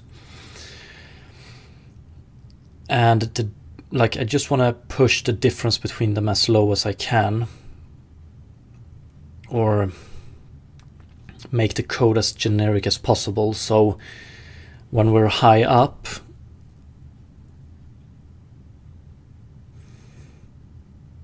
I want to abstract the difference away. So yeah, pretty much.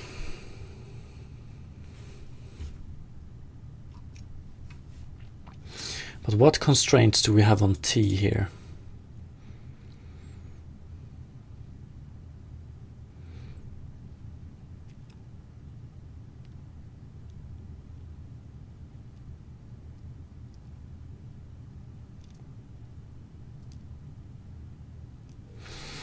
Because we still want to be able to do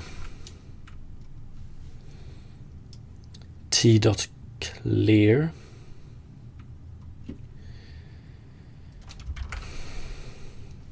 But then again, yes, generic type parameter.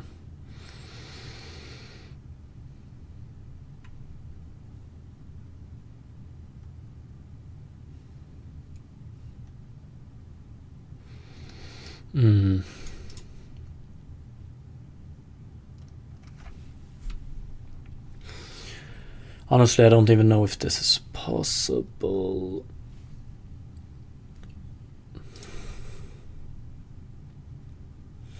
Because it's not types, yeah.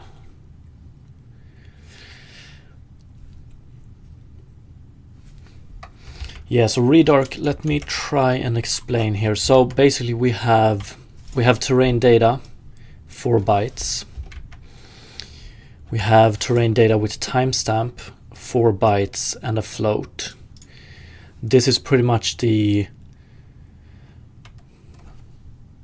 lowest or the smallest possible building block we have here. What we then have is a terrain data buffer, and this one pretty much just pairs up data, which I want to be either terrain data or terrain data with timestamp, with a compute buffer. Terrain data buffer, this one doesn't really care about if this one is a terrain data or terrain data with timestamp. We only need to make the compute buffers big enough to handle both of them. So this is pretty much where I want the abstraction to happen. All of these methods should be callable. Anyone or any class that calls any of these methods shouldn't really care about if it's terrain data or terrain data with timestamp here. Except for when we create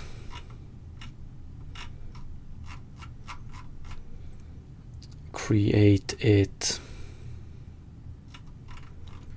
in, where do we have it? Instantiate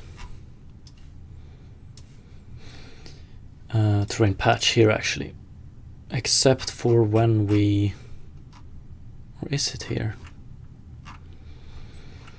Yeah, except for when we instantiate the terrain data buffer here. I would like to say, let this be a terrain data buffer with timestamp, or let this be a terrain data buffer without timestamp. That's pretty much it.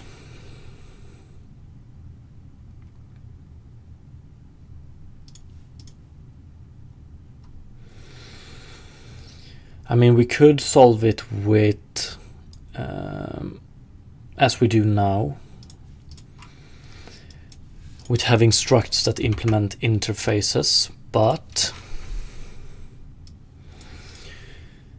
seems to box them into value reference types instead of value types, and I'm not sure I want to do that.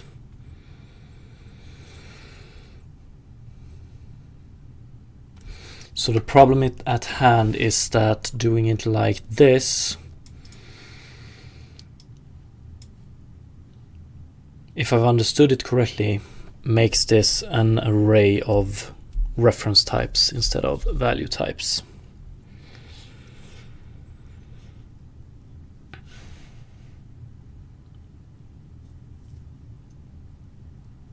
I mean, we could probably put the abstraction a little bit further up and do it here, but then we need to do this, and that sucks.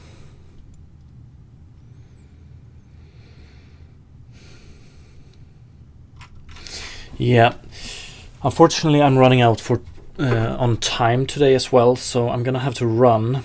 So this looks like something I'm gonna have